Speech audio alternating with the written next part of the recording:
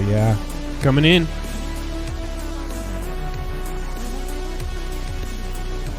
Check it out. Getting ready. 37 seconds.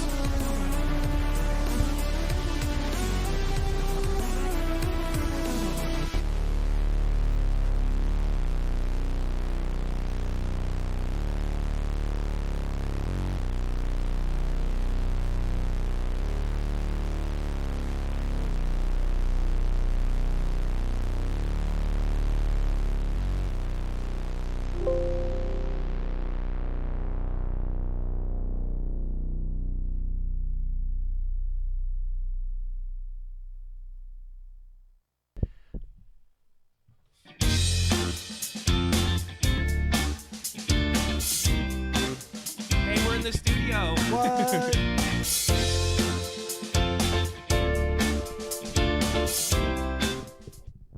What is up? Oh man, Oh. it's Thursday.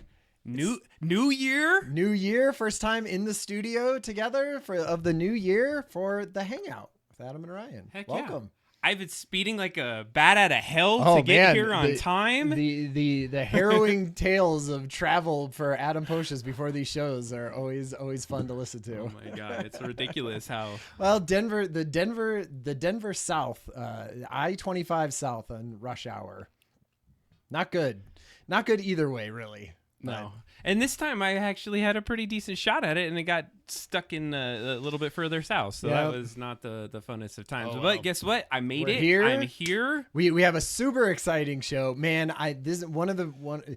Yeah, have you seen? So I posted this on the Discord. Have you seen there's sort of a line drawing of like every stage of a project, and it starts with like, I have this amazing idea, right? And then you're like, and then a little bit more than that, you're like, this is the best idea ever. And I am like and this is going to be so much fun.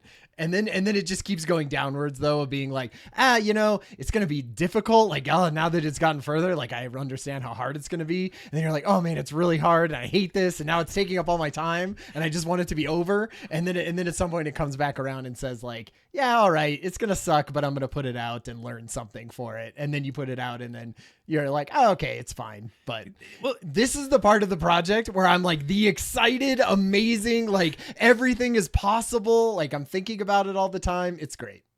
And it is all possible, is what I true. believe, because It is I think we got something picked out, nice and fresh, ready to go Yeah. for this new year. So that's New project. We're talking new project today.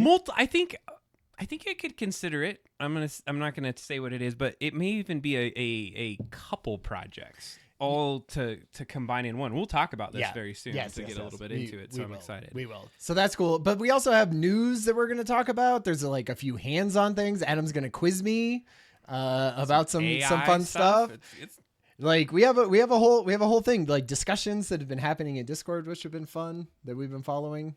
You gotta listen to your Discord, and if you haven't been in there playing around with us, then you're not knowing what's up. And so let us know in the chat. We saw Stealth Mouse with us with the dancing little guys. We love those. Yeah. So hey babe, how you doing? Welcome to the Hangout, everyone.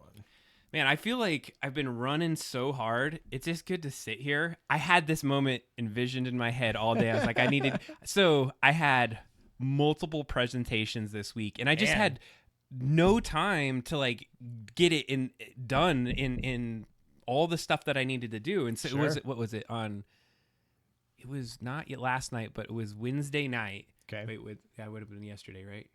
Because what day is it? It's Thursday today. Today's Thursday. So it was Tuesday night. I had this presentation. I was like, I have to get it ready for Thursday. And then I looked at my calendar and I was like, holy crap, I have another presentation tomorrow. And I was like, and it's 9:30 right now and I have done none of it. So I sat in the lobby of a hotel designing a presentation with one of my colleagues. And then he had to go to bed and I was like, because he didn't have to give this presentation. Sure, he was like, I'm out. He was on the Thursday presentation. Okay. And so I ended up, staying up super late, got this thing done. But I'm proud to say I nailed it. Twice. Got compliments on it. It was good. So it felt good. But oh man, you like stayed up till like 5 o'clock in the morning at a hotel. It was 1:30 in the morning, Okay, and all then had to be up and at another location by 7:30 that next morning. And so it's this delicate balance of being able to do these things. And I slept like crap and got 7 hours total over the last like 3 or 4 days. So Adam's, we're gonna get loopy Adam today on the Hangout. The only Sometimes it happens. Hey, like, let's get Adam a couple drinks, and then we'll see where this project goes. So here's my thing: is that I've done this trip so many times that this is how I started. I was like, all right, 2 Red Bulls from the fridge, Man. 1 for my drive back because I know I'm going to need it, and That's 1 true. for the way there. That's true. So at the start of my drive back, I was like exhausted. And then about, right after I get into traffic, I drink and I chug that Red Bull. And so now you get loopy Red Bull Adam. So Amazing. This is going to be one for the history books. I know it is. But it's awesome because it is a good kickoff. Last time we got to see, what did we do last time? What's up, Origami? What did we do last time? So we talked about the possibilities of what the next project was, right? We basically ditched all news and we went straight into what we were going to do, what we were thinking about for the project. Like that was basically it. And we did it remotely because we were both sick. That was true. Okay, I remember it. And it was good. And we used the mural board. That makes sense. That's right. Sense. Yeah, we built out a mural board. I'm going to call it out. Hey, you haven't been in for a while, Origami. I know you were like heads down, working through school, had a lot of things going on last semester. So we're excited to have you back. Yeah, welcome to the Hangout. We've had some pretty consistent good luck. We got the board game done. That was probably one of the cooler things. Yeah.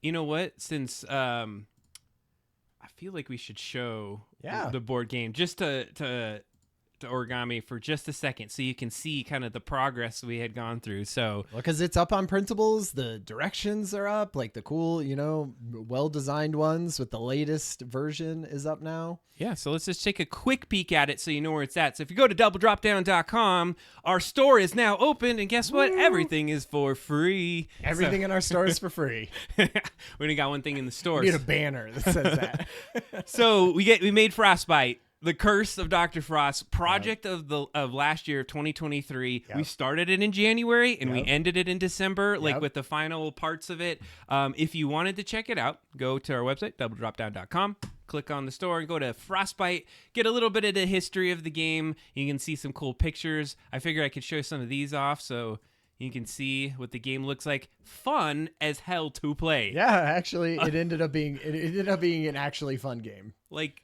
The first time I was like, okay, that was fun. It was a fluke. Second time I was like, no, it's still fun. And then every single time I've played it, little tweaks to the rules because we just have to interpret it. But that's the fun of it. We never said it would get, super crazy. We could spend years probably tweaking this out. That's true. Yeah, so we were hoping the community. And then here's the printables version if you want to check it out.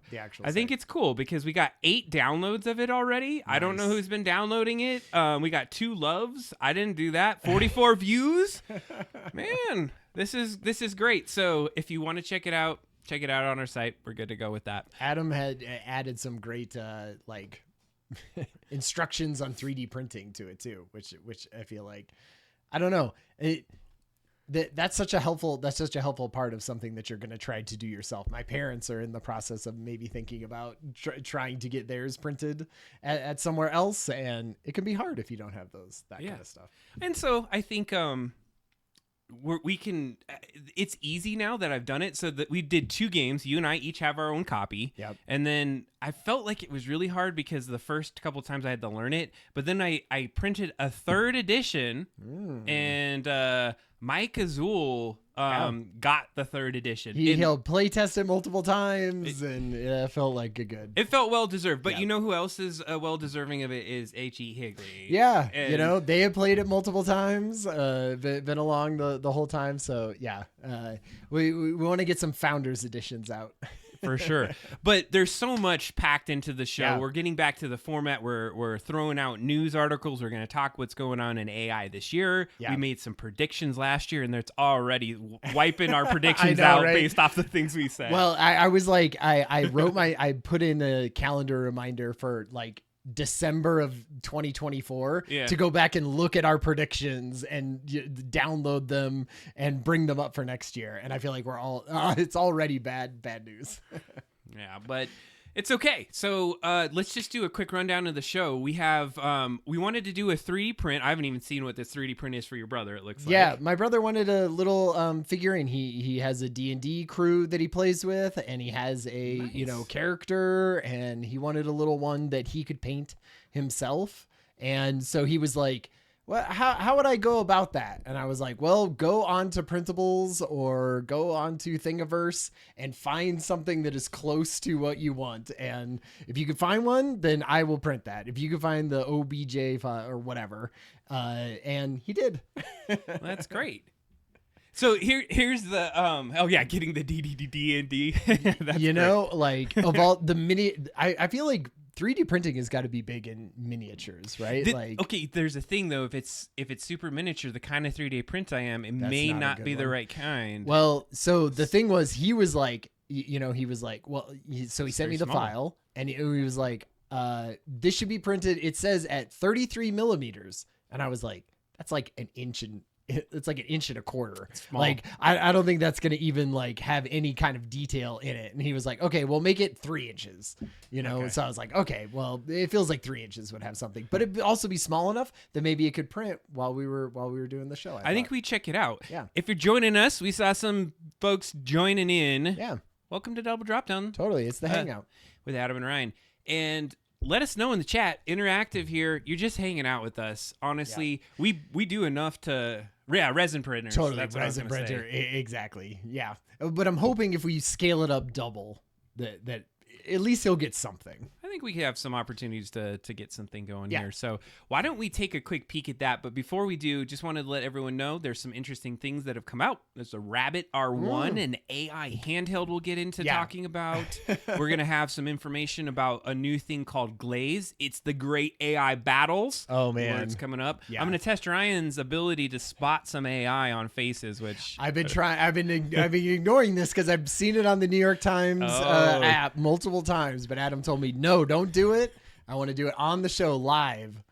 Then we've had a concept that you and I have been talking about for a while, and one of the things that that thing is what about putting like a chat GPT in a video game in an NPC, and what would that be like, and how would it interact? And we have a little video that shows what it might look like, and we'll go from there. I didn't click on this article, but like when I saw like the tagline for it, it did not seem like it's a good it's a good use of this technology. I feel like that's the cool part of what it would be nice for us is to have a debate of what do we think this is going, because I think people can get negative and like right now it's stupid, but like it changes every freaking day. It's gonna be badass. And so let's take a look at it. I don't know, there's some hot takes on it though that I would be interested to see. But the cool thing is like our new project. So new project is starting. We have chosen the new project. We are deciding things. I mean, we chose it last time, so we could say what it is. Right? Yeah. Like we're doing a Game Boy Castle, Metroidvania style game. We think, and building it out in GB Studio probably, or like there wasn't a decision before. Probably we were going GB Studio, but like we are building out a Game Boy game, and we want to build a level or a series of levels and use AI as a tool to hopefully make it slightly easier for two people to come up with like a cool vision for a game that we could build, in sometime within 2024. And, man, I have been doing a ton of research and have a ton of fun things to share with Adam. And me too. Like you said, like when you get into this stuff that initially you just get that excitement. Totally. So I started GB Studio game well before we even had the board game going. And then I had to put that on pause as we did the board game and focused on it. So it's like, we're going to take a look at where I left off. Mm-hmm. Then we're going to jump in and we're going to start looking at some other opportunities. We have a potential to get some really good insights from this other YouTuber that's out there. So Robert Doman, I believe I'm getting that right, has been putting these amazing videos out on how to use GB Studio. And He seems like he might be available through his Patreon to potentially connect with in some capacity. So that's something I want to investigate with you. But the reason why is that as we embark on this mission of building a Game Boy game, we have some opportunities to collaborate as well with other people that have been doing some of this. There's a whole thing about it. That's the whole thing that I want to do more of, is like get into a niche community and be like, what is going on in here, and interact with people and do stuff and build about a project and then pull out of that and then go to some other community and do it. I feel like that's the fun, dip our toes in things. I think this one's got legs on it. So, so let's jump in. Let's start taking a look at a few things. Where do you want to start today? I mean, we have I want to talk about the R1 because this was. Are we going to 3D print though? Oh yeah. Yes, we should 3D print. All right. But like we could talk about the R1, I feel like, and 3D print at the same time. Yeah, well, I have to do all my little fun stuff. So let's turn on the screen and see what we're going to do here for a second, because we're going to start. I got your figure downloaded. So what we got right here is we're just going to get this thing prepped, because we didn't even prep. I just downloaded it before the show. Just downloaded it. So let's see what we got. So Disturbed. So when you become an affiliate, so Disturbed asks, when did you guys get ad breaks? When you become an affiliate or whatever of Twitch, which allows you to do all the cool emotes and all this, like the bits and all of those like interesting, fun, like interactive pieces, they don't even allow you to not have like you can't refuse ads. Oh, this one's gonna be a toughie. Oh, this is gonna be a toughie. Okay, all right, because we're gonna have to throw on some supports. Yeah, for that shield. So let's just see what this looks like. Okay. That seems like not enough supports. What the hell? Why is there not a support there? Woo! Yeah, Made affiliate. We did make affiliate. That was when did we made it right before our 24-hour stream. It was pretty sweet. We made it we made it on the 24-hour stream, didn't we? Yeah, we did. No, you're right. It was right before. It was the one right before. All right, let's see here. It doesn't have trees, and I agree that would be amazing. And I already feel you just glaring at me, being like, you should be in Kira or some other thing, and you're absolutely right. It's like it's a rehash of everything that we've talked about in the past, there, sir. So yeah, like Adam is just bringing up his own, setting himself up. Let's see here. That shield is gonna. Phase. I don't know why that was so bad. Like usually it does the supports really well. Can you do it your own self? Probably because they're so small. I'm betting that's what it is. Let me try. Is this size to the right? Because does that matter?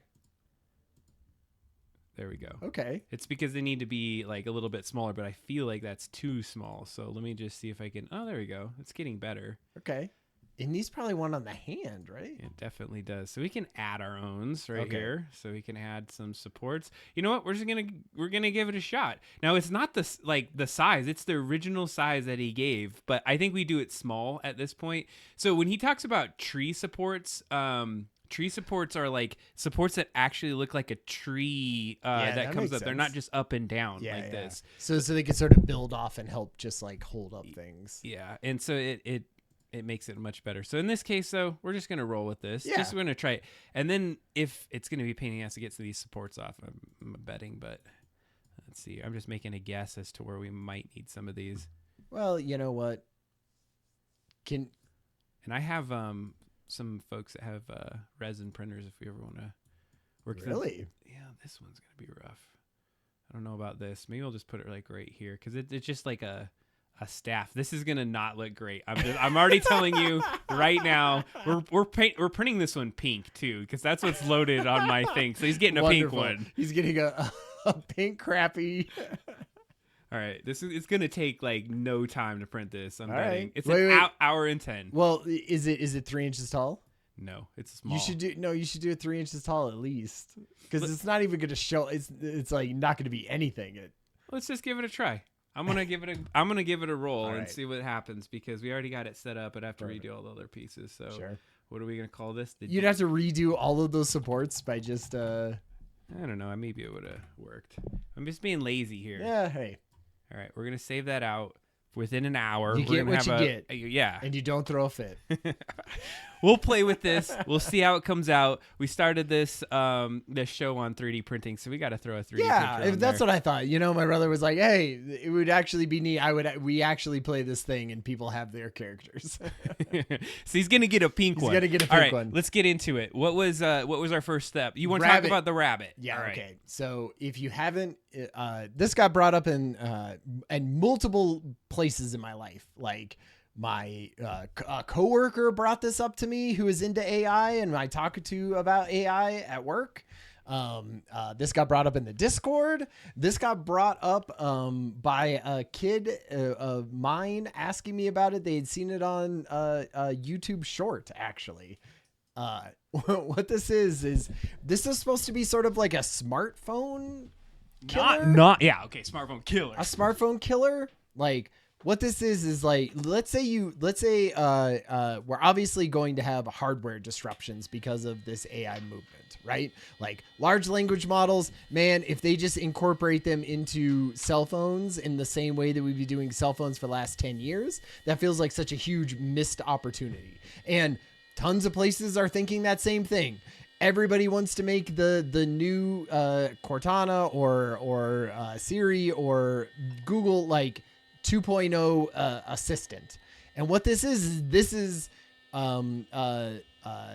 who is it Rabbit? What is the name of the company? Is the company Rabbit? That's a great question. It's right there. Yeah. CEO and founder of the AI startup called Rabbit. They came out with this, and what this is it's supposed to be not a replacement for your cell phone, but like you would carry two devices around with you, and it would help you to, it's basically AI powered assistant that does things instead of going to apps and doing things. I thought you didn't have to. I thought it was a smartphone replacement. Like instead of having apps, it would do that using the AI. But I don't think like you're not reading reading your email on it. Right? Like, I don't think like it's not about doing all the same stuff that your cell phone does. And then also you wouldn't have to, right? Doing AI, but like you would still like, are you still going to it would scrape your email and say, hey, here's the tasks and things that you should be doing. It instead of you having to go and trounce through email. For one thing, I don't think it does any of that, actually. Not yet. Like, not yet. That's the purpose. Well, that's the whole thing. Okay, so if that's kind of the overview of this thing. It's a new product that came out $200, standalone, sold out, the first 50,000 run or something like that.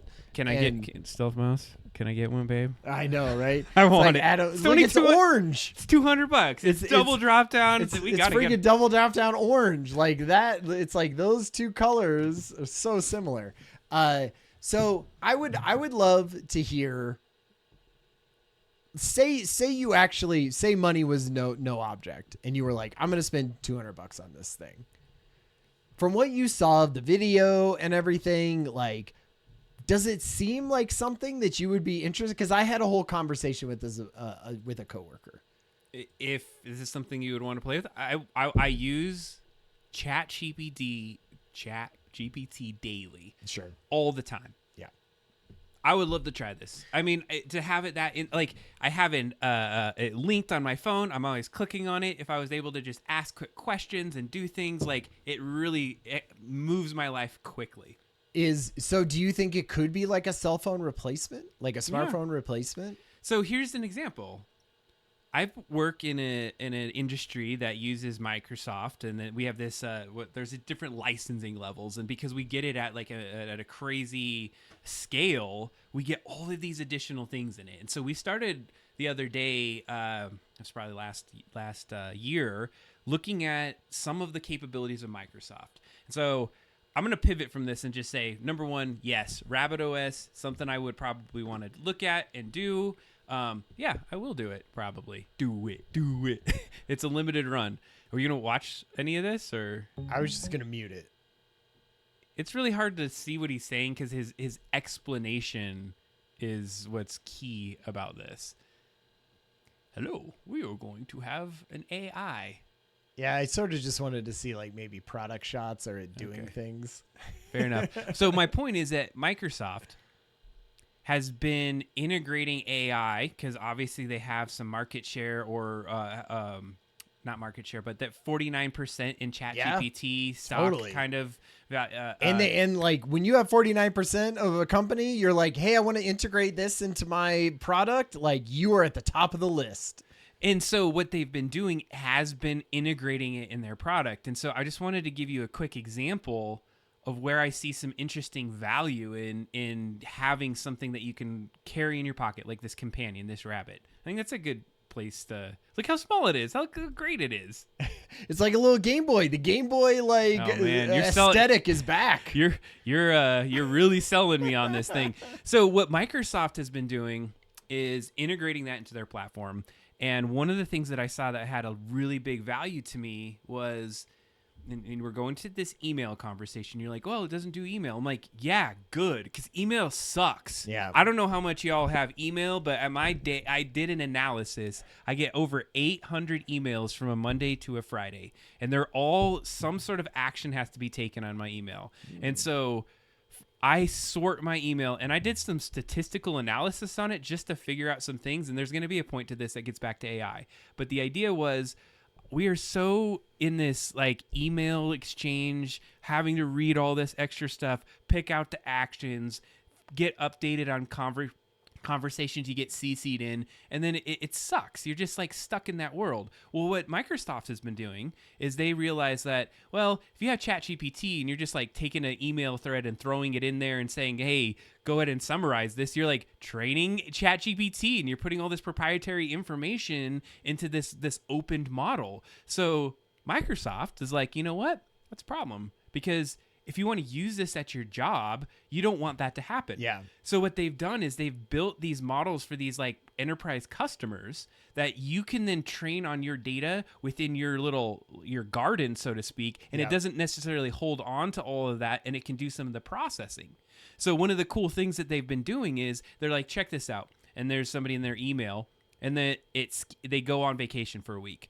When they come back, the AI assistant said, hey, here's your actions. Call Kelly and call this person in regard to the project, and this is what else you need to do. Didn't need to do anything else with your email. They're like, we responded with some good insights about your about those things that came in, and basically the assistant kept up and let you know what you need to do. It's what an actual assistant would do. Right? Like it's 100%. what a human like executive assistant, an EA would do, is look at all your email and tell you what is important. I don't think this does any of that yet. I think we will see that in probably this like next year or something. But it doesn't do it yet. But what I'm saying is they're aspiring to this. And so we're helping with the R&D if we get it, and we can start to play with it and see what it looks like. So what about, I look forward to these companies starting to do some of this work to make it happen. What I don't get is, why isn't this just an app?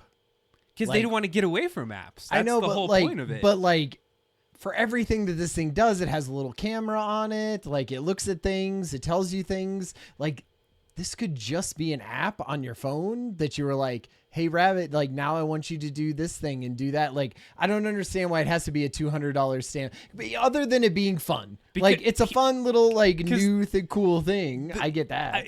As you say that, if you even read what it says on the thing, they're like, that's the point. They don't want it to be an app. They're like, that is a terrible interface, because you want to go and do this, go to the app and go into this like proprietary environment. But like, go to this and go into the proprietary. But not if the Rabbit app is doing all of those things for me. Like if all it was is like I had a big Rabbit app in the middle of it, and and it just interacted with all of my other apps and did all of those things together. Like I don't need a Game Boy thing for it to do that, because it's not cool and disruptive. Yeah, exactly. I feel like that's the biggest thing.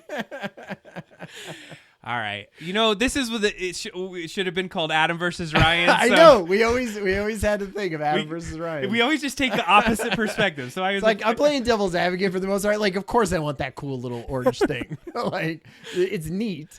I'm not an early adopter when it comes to I love to like play that. with things. Adam is totally about that. Totally. So let's pivot. Yeah. And we just talked about some cool things with some tech with AI. I'm going to try to get our hands on the Rabbit. We'll see if we can get into that. They already sold out 10,000 of them in a second. The Stealth Mouse has already agreed to that expenditure of funds from the Poach's household. Oh, yeah. Nice call on that. I didn't even think about that one. All right. So in our Discord the other day, we got a very interesting kind of insight about something that we were talking about. I mean, do you want to give let's talk about what Glaze is first. Let's do the 30-second thing of what we're going to talk about. So we're going to talk about Glaze. Glaze is complicated. It's a way to protect artists against AI training their data on your own like actual images. And so what it is it's a filter or something, like some sort of like additive layer that you put on digital artwork that you can't see, that doesn't change the artwork necessarily. Like artwork that you made looks exactly the same, but when a AI large language, or something like Dolly or Midjourney starts using it to train one of their models, it basically doesn't allow the exact like everything that's in it to be interpreted and used as training data. So it's like a way that artists can like fight back against their artwork being online, but also just being used as training data for every model out there. So if you have a style and AI goes in and it will look at your artistic style and kind of emulate it, almost clone a version of how you kind of do things. And so this is a way for it to, like you said, stop it from training on how your style is. And so if you had this nice, you should show a picture of it. Like there's a good like, sure. Ways to like, do we, oh yeah. Yeah. So these were like so Sarah Anderson, like, I don't know if anybody recognizes her, but she does these like online comics and she sued, Stable Diffusion about it. And so the one on the left is the original. So somebody did that. That was their original like illustration. And then the one on the right is glazed. So it doesn't look any different to us, right? It looks exactly the same. But to an AI model, it wouldn't know that exact style. So if you even scroll further down, they'll show some like, oh, they didn't. I saw some that were like, hey, if maybe it's in the video, but like what it will do is say like, hey, if you put this glaze on top, this copyright proof thing, then what will happen is when the AI looks at it, it knows, like, say like theirs was like a scarecrow or something like that. And it would be like, there it is right there. Well, and what it'll do is it'll be like, hey, I know sort of the basic elements of what's in there, but I don't know the exact style that it ended up using, which is kind of interesting. Like it does it with all sorts of weird, like math and everything around it. So yeah. So like this is the original on the left. And the outputs from the AI sort of knew that there were birds and knew that there was kind of like this general shape of the image and that it was a woman, but it didn't know like the exact strokes, the exact way that it did it. Like even in the New York Times today, they talked about like they could get a Joker picture out of AI that looked exactly like a copyrighted image out of, the Joker. And so they were like, oh, that shows it. And this would do the same thing. It would know that it was a picture of the Joker, but it wouldn't put it in the exact style that you're doing, which might sound a little bit like it did to me, like splitting hairs. When I saw the example, I was like, those look pretty close to the original. It's not like it doesn't know it at all, but at least this is something to give artists like a way to be like, protect my very original style. And it sounded like in the chat, Origami Live had mentioned there's another one called Nightshade. There are a few out there that we've been looking at. I just like, okay, I think the concept. So like, yes, well, everything you just explained is great. But I think if you bring this out high level. Yeah. It's the great AI wars. It's starting. Sure. It's like the only way to fight the crap that's happening is to get in there and figure Yeah. out how you use like AI and other tools to be able to. Because legislation Fight takes that. forever, right? Like, you know, if you're waiting on the United States Congress to pass some kind of law to help you with AI regulation, you're going to be waiting for a pretty damn long time.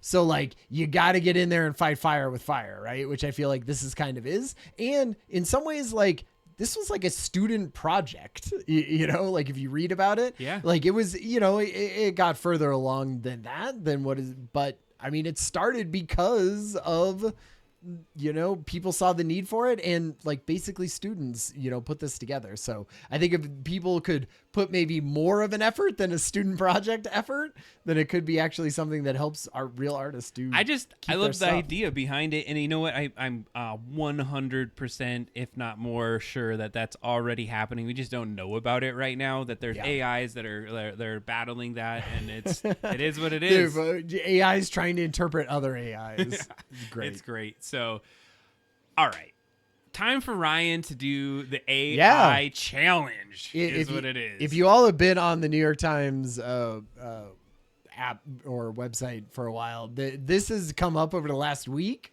And what is this? Like, I've only seen tangentially of it. I'll let you. All right, I'm going to do introduce. the outlay. So basically what they're trying to say is it's getting too damn good. AI is so good. Can you identify if this face is AI or real? So they're going to give you 10 faces, Okay. and you have to make a determination if it's AI or if it's real. And so then they'll give you a little bit of score. And what they're trying to let you know is that it's starting to get almost nearly impossible to be able to delineate between AI people and actual people. So I'm going to give you the mouse. Have you gone through this? I have. And what was? Do you want to reveal your score, or do you want to save that for the end? I and see will, what I it will is? save it. We'll see what Okay. your score is first, and then we'll see how you do it. So AI or real? I mean, help us out, chat. What do Yeah. you think about this? Number one. So- Number one. I'm gonna. You already know though. So you sitting no, here. because do this is a different. Oh, this is a set different. of them. Oh, okay. I'm gonna say, if I had to guess, I would say AI. So you go and click it. Oh, but like this is gonna be me. This is not gonna be. Do you want to sort of write down your guesses I off see to what the you- side I see here? what you're saying. So you want If me these to- are different, then this should be like a contest. I feel like. Okay, so number one, you're gonna click it. You're gonna click what you think, and I'm gonna put what I think. So number one, I'm gonna put in. You don't even tell me. I know I'm not. So you go ahead and do your thing. I want to watch what you do though. No. You don't get to. You have to write it down. I already did mine. Okay. I already did mine. Oh, real person. I got it wrong. You know, the eyes were sort of Hey, like. don't. I was gonna say that you're gonna get yourself in some trouble saying that. I'm just saying, like, I don't know. There was like maybe some asymmetry. Yeah, it's all right. So maybe, I real. Damn it. Ah. Okay. Okay. I'm gonna let you write that down first. I'm 0 for 2. Okay. I mean, I'm not giving you any hints. I already wrote my answer down. I feel like there's some like artificiality in some of this like edges of the neck and so I'm gonna say AI. All right. I got one. I got one. Okay. I'm gonna say real. Dang it. That's the point. Like this Yeah. is crazy. But you know, the thing with it is though, is like how many iterations did it take for them to get this one? this is different real though. one? That's what's crazy. Okay. You know, like trying to think of things that would call it out, like this background being uneven. Like see how it goes like here and then it jumps up to Yeah, here. That's a good eye. Good eye. Like maybe that means AI. Woohoo! All right. But you know, it's not like based on his face No. or anything. But see, I think this is the point of this article. Yeah, oh, of course. This is the thing is like you're pretty soon you're not going to be able to tell at all. Okay. this guy. You know, I don't do very much like photorealistic stuff in Midjourney or Dolly. Yeah, well, I mean, what are we thinking here?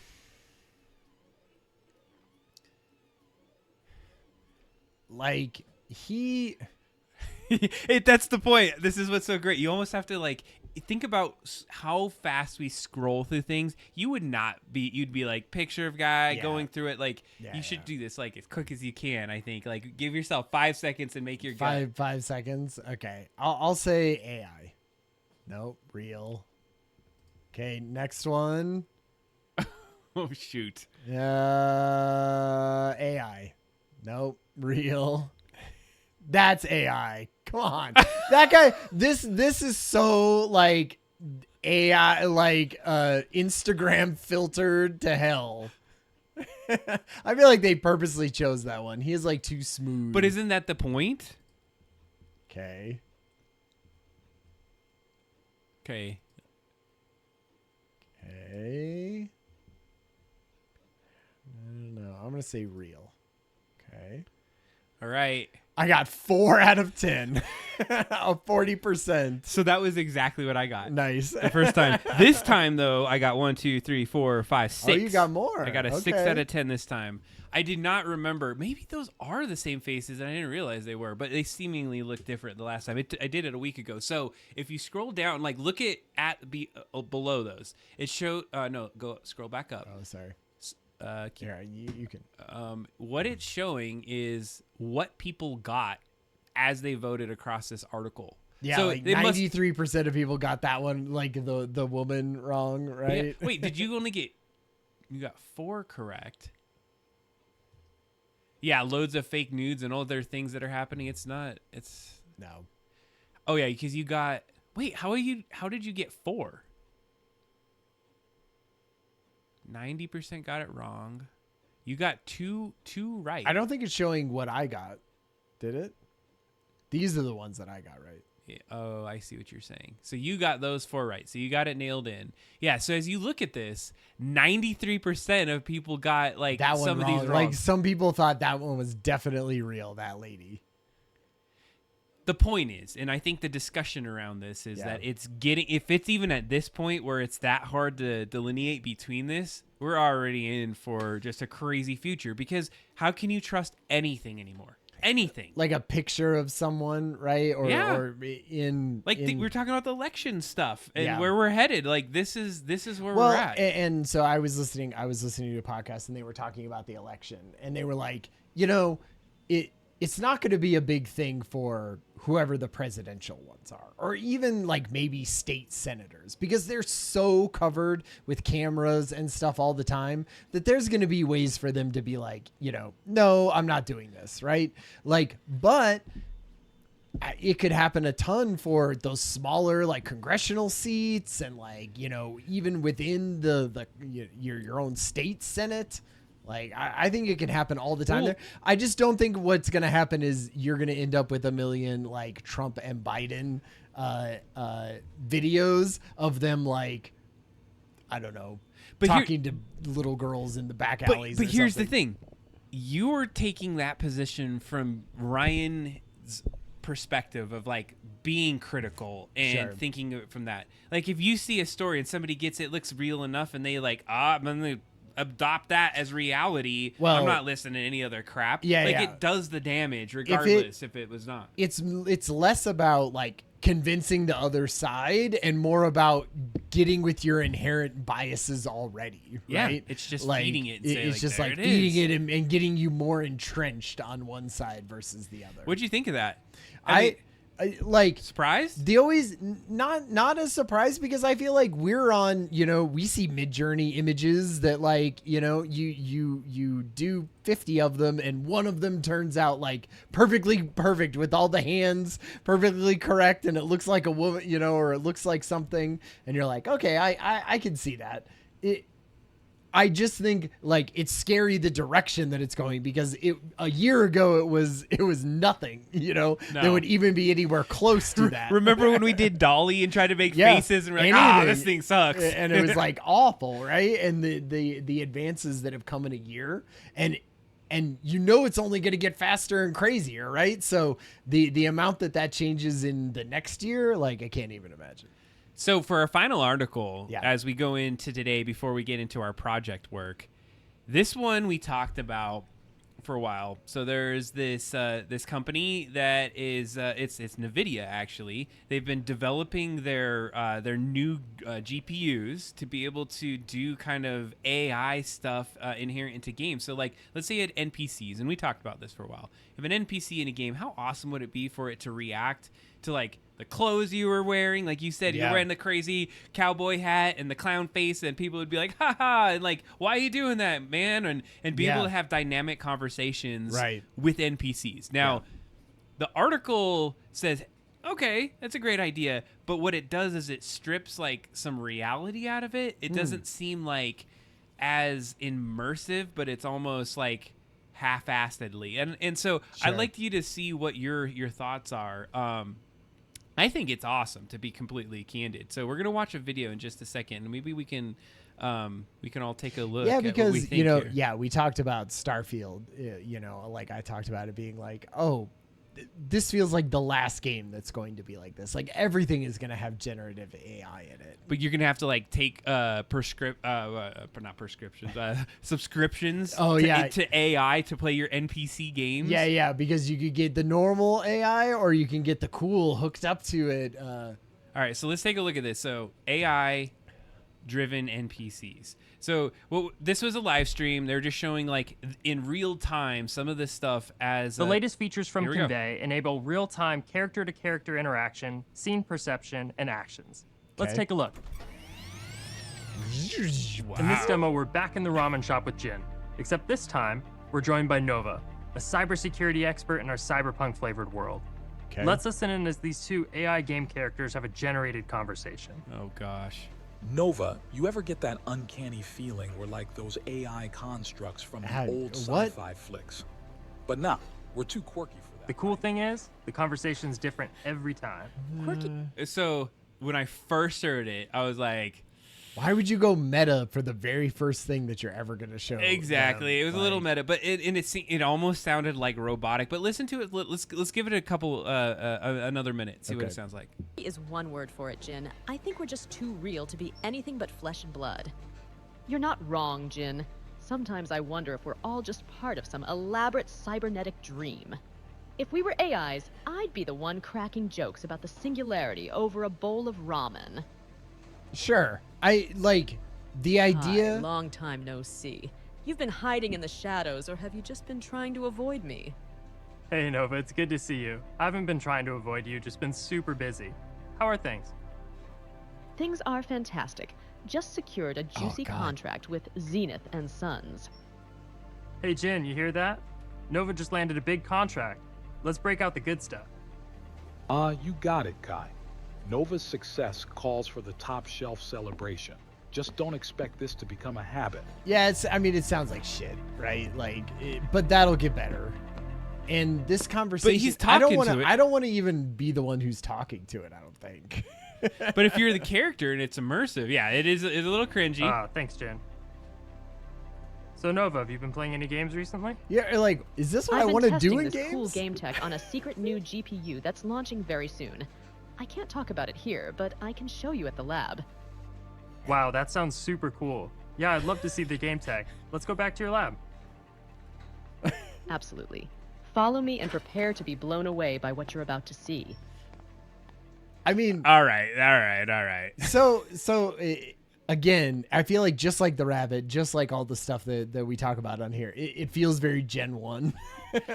But I could see the future. Like I could see the way that you would, somebody who would do a better job, right? That would take that and make a whole Mass Effect thing where you would go in and you'd be talking, like maybe it's still like I'm still choosing directions of conversations, but if every conversation was slightly different and slightly more geared toward what I actually have or what I'm actually doing, then and still pushing me along the story, that just feels like the next evolution of that stuff. It's interesting. I think it's cool. And I think one of the concepts that I love to do is see if we could do something with that. We've been talking about trying to do something innovative and fun, like just because it would be great to do something. But it sounds like there's a free demo in Steam. Thanks for the heads up. Yeah, totally. Maybe we pull it out and check it out.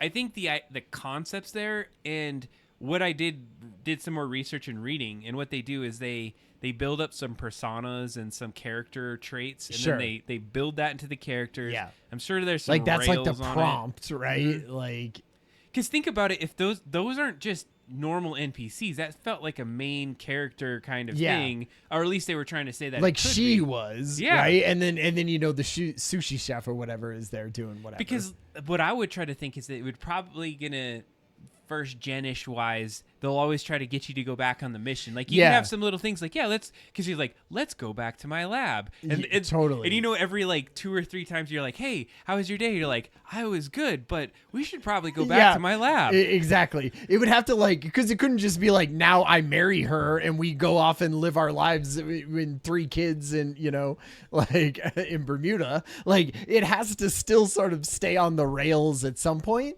But I feel like that's what it is, right? It's like diverging enough and then being like, nope, come back to the rails, right? And then diverge enough and then come back.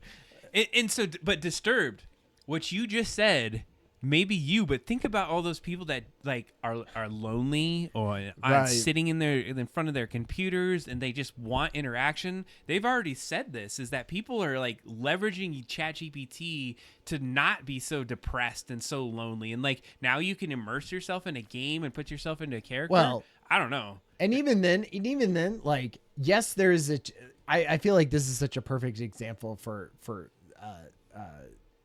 Starfield, because Starfield has that adventure part. You're going around, you're shooting guys, and like, you know, it has that sort of thing.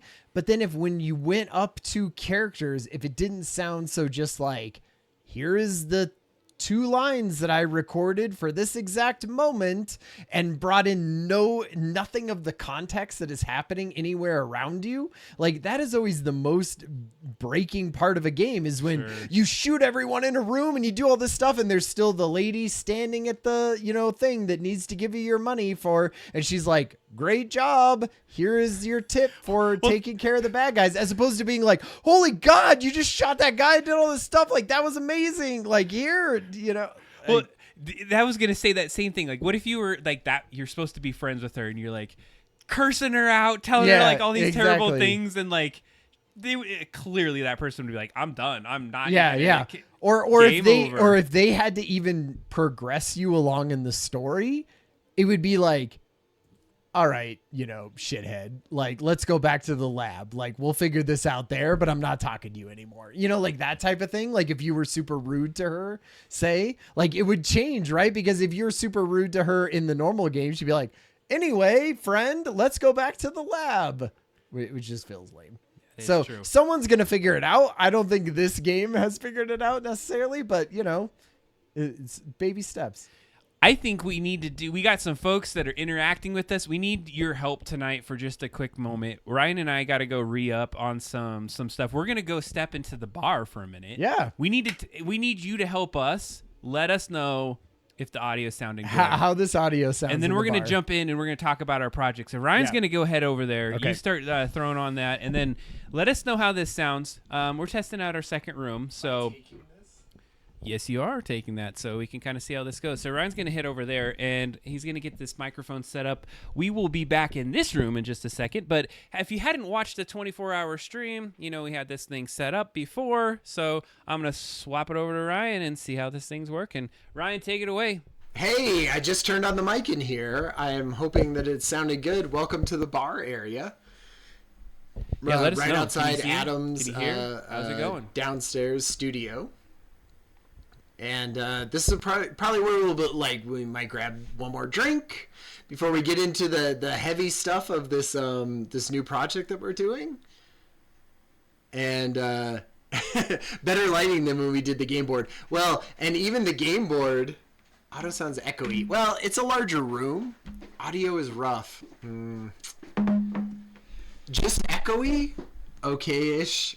Yeah, that's what we've been trying to figure out here, and this is just a quick test of that. And I'm pretty sure it's these crappy mics, but one of the things they look so cool though. They do look cool. We were trying to roll with it. But what's cool about this, and we appreciate you helping us test this out as we go, because I sit here and I try to design this, and then I'm like, I need people on the other side to say like, how is this going? But we're going to keep developing this. The audio is going to be the thing that we're going to have to work on.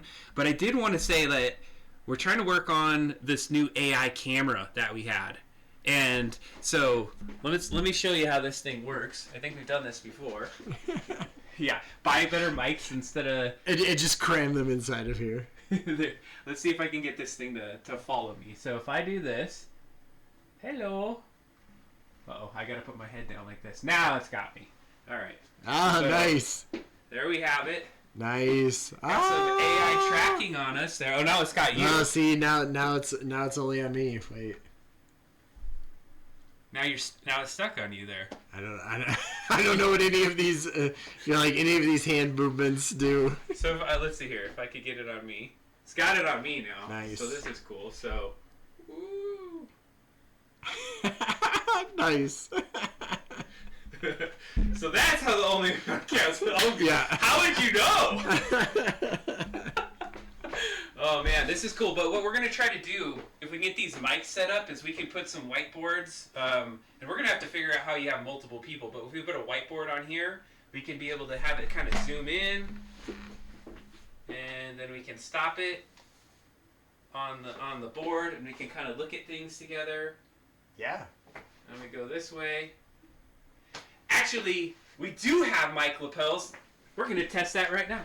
We're gonna do lapel mics. We'll test it right this second, see if this sounds any better. That will be our test for the day. So, Ryan, let's see here. You're doing it live. We're doing it live.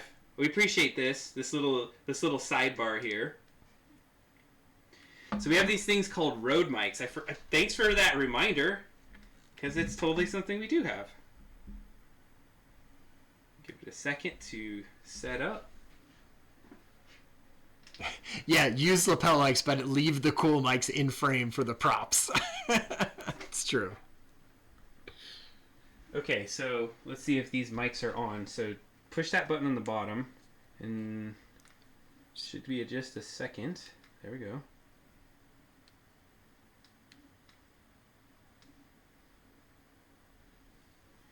These are not charged. Okay. Turn these off. Can you hear us? Oh, I should probably turn this thing off, and let's go to that other camera real quick. Can you hear us now? Anybody hear us? Check, 1, 2. I can hear you. Oh, you can hear me. Does it sound okay? Ooh, sounds better. Mine doesn't work. Ryan doesn't know how to push a button for 2 seconds to turn something on, so let me help him out. There we go. Sounds better. So it is the mic. So there we go. We got it set up. Use some Christmas money to get these things. Nice. So if that's the case, we got some cool prop mics, and then we can go from there. And I think that what the cool part of this is, if this works, if we're doing some of our remotes, because I made a complete remote setup. Oh yeah, I can hear myself. Yeah, a little bit better. Can you hear me in this? Yeah, I can hear you in that. Okay. All right. Thanks for the testing. Do you want some more whiskey there, sir? I do. All right, let's get that going, and then we're gonna get back. So, Ryan, tell everyone what we're about to do. What is the game? So we definitely basically we decided that the next project was going to be a Game Boy game. Adam has a really big past with Game Boy games. Loves Game Boy games, right? And, that was his first console, and that's what he played a lot of. And I love retro gaming. We have a Mister and everything. And Adam and I have a history in sort of trying to develop video games back when that was way harder than it is now.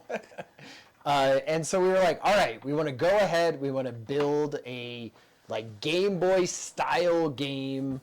And we don't know necessarily the theme or the style or even the platform when we got to the last one, but maybe move this lower. Yeah, you probably don't need it too high because they're supposed to be high pickups. Is that any better? There we go. Okay. And his presentation money. So then, yeah, like, you know, we have been wanting to develop a game for a while, and there are now platforms where you can makes it a lot easier. And so if you watch the last episode, we sort of went through a bunch of different platforms that we were thinking about, different styles, different, you know, art styles, themes, how music, all of that kind of stuff. And we sort of built out a mural board. And one of the things that we knew is like we really had to nail some of these early, like the platform that we're going to build it on. Like what do we want to do? And so over the last 2 weeks, we've done a whole bunch of research and, you know, basically just looked at it kind of from like a brainstorming point of view of like, if we were going to start this and we decided we were going to do a Game Boy game, what would go into that? And so we want to, like, I haven't heard too much about what Adam has been doing. Adam hasn't heard too much about what I've been doing. And so we want to kind of like bounce it off each other. Like, this is how a real project would get built, right? Is us figuring out what the scope is and what sort of tools we're going to use. Well, so I think what the idea here is this time we're going to take a new approach. We're going to be a little bit more planful. When we did the board game, we kind of went in and just started iterating and doing a lot of the work, but now we're going to go in and say, okay, what are some phases? What are some approaches and strategy for making this work? And so that we can have some goals and figure our way through this process. Well, there's just more elements that go into a video game, right? With like interactions and storylines and, you know, digital stuff and sharing it and getting feedback and all of those things. Yes, so Disturbed. Kylia was in the last stream that we were doing. Be Careful was in here too, and they were giving tons of great like ideas and sort of advice on just kind of what those indie games, what makes them successful. And I've been watching a bunch of Kylia's indie streams, and I've been clipping pieces of them because she was playing a platformer the other day, and I was like, oh, that's a thing I would want in a game. And going back to your Game Boy things about my past is that I love Game Boy so much, and just the fact that I could actually play a game on my original Game Boy that I would make, because like back in the day I was just like blown away that in my hands I could play this little game, and now I have the ability to do that.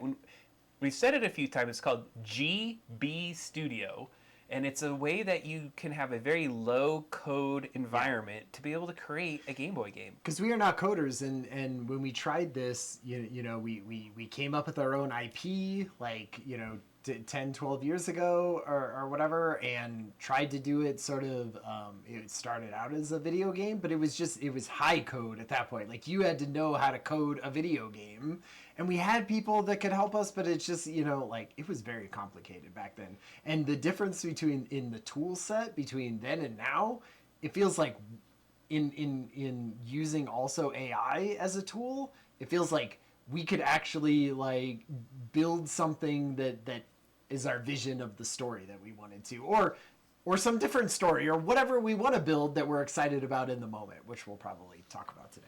And I have some really good ideas of how we can approach this. Nice. I think the test out here is pretty good. We can probably jump back in there. Okay. Thanks for helping us out, crew, because we're going to try to use this space more. So I think the takeaway is that these mics are looking good. They have these little furry things on them that are kind of cute.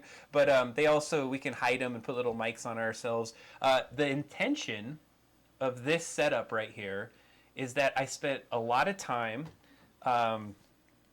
trying to make a mobile kit.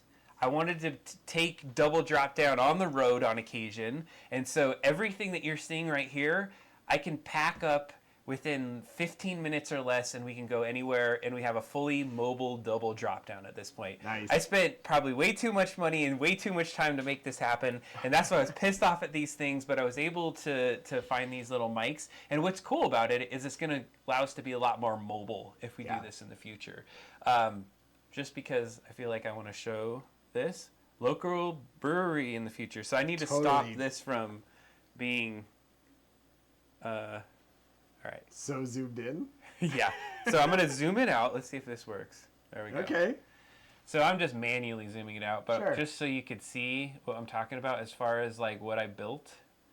I'm Go over here. Like rotate around. Or get the slow roll as we go through. You get to see some of the whiskey bar there. Okay, there is some chords. Hopefully, I don't have anything that's too gross to show off. But there's the new kit. It looks a little like there's a lot going on with it. That box is cram-packed full of stuff, but it's super easy to pack up and go away as we go. So anyways, sorry to geek out on this, but it's always good to have some folks that'll help us out as we do this. So let's go back in the other room. We're going to get into some GB Studio. We're going to start to talk about the game project. I am pumped for this. Me too, because I have done a bunch of stuff for it. So this is going to be great. All right, I'm going to let Ryan get back in there. Do you want me to go first? Yeah, just give me your clip, and that way we're not like doing some stuff with this. Getting feedback or whatever. All right, we're going back to the other room. Oh, no, wait. I didn't plug the wrong one. Oh, you took mine. I see how it is. Here you go. Ryan's going back in the room. Thank you. We'll see you in a sec.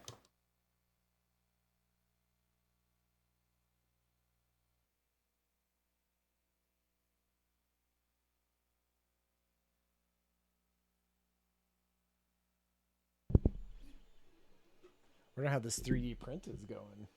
I'm going to go check it out.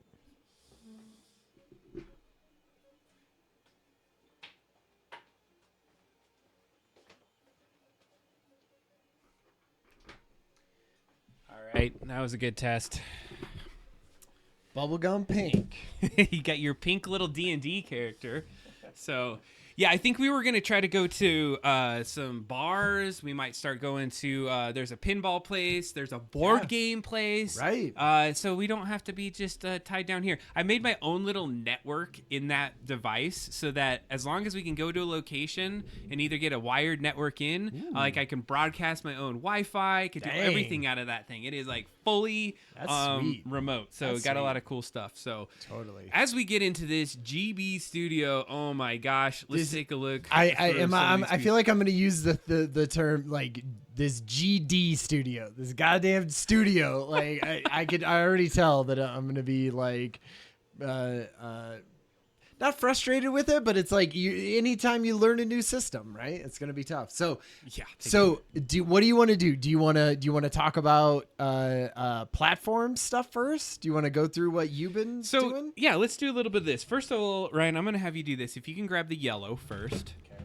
I just wanted to show you that this is a recased version of my original Game Boy. So all the innards in this was the Game Boy that I purchased when I was a kid that has, I bought Tetris.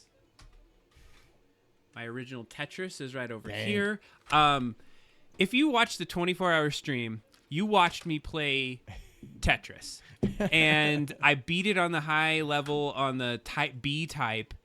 I beat that daily now. It has become something that I do daily. I have an emulator in my phone, and I wake up and I make it a point to beat that every day. So I'm a Tetris crazy. But anyways, I love the idea that we're going to be able to play games on this. And so one of the things that why I wanted to show you this is that we actually have a couple Game Boys. So I have this Game Boy as well. It's the color version of a Game Boy. Yep, so if we need to roll color with that. And then I have another Game Boy that almost got thrown away in the trash. I dug this one out of the trash because Heather found it in her car, chucked it, and I'm like, I can redo that. So I completely took it apart, cleaned all of the pieces and leads and whatnot, recased it in this, and we have also another Game Boy. So we have multiple real Game Boys to test a lot of the things that we're going to do. So all of the stuff that we're about to run through will work on actual Game Boys. It was trash, and it got back. But the other thing that I really want to talk about is how the hell do you play it on a Game Boy? Yeah. We're not putting it on an SD card. We're not doing anything like that. But what we have is there's this guy, and they have different versions of this online, but they're called Benven. At least this guy has it. Is this little device? Which, side note, it's 3D printed. This little device. Yep. But I can buy different carts. There's carts online that we can go in, and this little. Oops. Thanks for the catch. I can put this piece, click in a cart, and then there's a USB on this. I plug it right in, and we can load the game within minutes on this cart. and then play it on the Game and Boy. have an actual Game Boy game that fits into just a normal, every run of the mill Game Boy or Game Boy Advance from the 90s. By the way, I appreciate the Wayne's World. The Wayne's World reference is great. That is all kudos to Adam. Oh man, it has been Quite a the fun journey. thing. Well, because I don't get hands on. At my work, I am all into the leadership space Sure. anymore. That I do not do any physical kind of like technology, and so I have to get my hobby in at home. Yeah. That's when I've been doing it. So, Game Boy Studio. Yeah, so Goodness. Basically, one of the big things that we talked about last time was like we had to pick a platform for this, and there are definitely some out there that from Huge, Godot and Unify and all of that stuff, or Unity, like all of those gigantic ones. We were like too complicated, too varied almost, like we needed something to focus our attention. And Adam had worked in GB Studio before. It's got like a cool community around it that we feel like is interesting. I was skeptical of it at first. I was not in the sense that I was like, oh, like Adam chose a thing, I want to do something more complicated than that or something crazier. But I was like, I feel like some of these other platforms will be just, as easy or like we could do more varied things on these other platforms than we will be limited by GB Studio. But after looking at a bunch of different GB Studio games that are being produced, I was like, heck, we could do that. We can fit our vision into this. And the other side of it is, done a lot of research. Yeah. There's a community around this, Yeah. and there's also the idea that when you put some limits on yourself, then you know where your structure is, and Yeah. you can build within that structure. And I think Yeah. that makes the challenge fun. And it puts like some time, limit, because if you just were using anything, you could blow it up and make it like too out of scope. the thing about this is that we're not going to make one game. We're going to make a bunch of them. And Ryan, I hadn't had the chance to talk to you about this too much, but the idea is, as I've done my research, the way that we're going to have to do this is we're going to have to try like little almost mini games, and we're going to try different iterations of it. And at the end, we'll kind of marry some of those pieces together. Yeah. So I think what we're going to start to see is artifacts that we can start to share with you. If you have a smartphone, you're going to be able to play the stuff that we're doing. And we need your help to. That's what I love about it. this project too, is because it's more digital than the board game was. So people can be able to download this. I talked about it with like at my work. I was like, hey, I need people to like, they're definitely gamers at the place that I work. And so they were like, sure, like let me know when that's available. I'll download it and play it. And that's a big part of this, I feel like. So I think without further ado, I want to jump into GB Studio. Yeah. See what I've been able to figure out. So Adam sent me over a really interesting, like 12-minute sort of the overview of it, like that I thought was really great, of like somebody who built a game in it and what all went into that. And they do have a pretty extensive documentation, like, section that explains about it. So I've only very like put my foot into it right now, more than a toe, but I'm excited to hear, like, I don't know. I have some questions. Let's just say that. So here's the deal. I put some effort into building a game, Evil Dead 2. For whatever reason, I want to make an Evil Dead 2 Game Boy game because I thought that was sweet. Evil Dead 2 is my favorite movie of all time. Yep. So what I did is I started playing with the system, and I learned it when it was actually GB Studio 2. Okay. They've since released GB Studio 3. So I went and I pulled my old project files, and when I opened it up, it's like, you have to convert it to 3 to be able to even do anything. So I was like, all right, I did that. And I had tried some other games that I wanted to use because you can download project files from other people, and it broke their game, so it didn't work the same way. And I was able to fix everything that I had done on Evil Dead 2. I went in and figured out a lot of the pieces. So what I did for today's stream is I took my old GB2 project file. Yep. I converted it to 3, and then I trimmed it down. I threw a bunch of stuff out that I had been working on that wasn't completely finished, and I made a mini version of the game. So what I'm going to do is I'm going to show you what I know of the platform, which is the depth is not much because I think that's part of the fun of this. You built a thing for this, like... but I built enough that we can see where this is at. So let's just jump into it and start taking a look. So we are in the platform of GB Studio. One of the things that it's approachable. It's low to no code. You have, I love the idea that we get to make pixel art too, because I just love pixel retro art.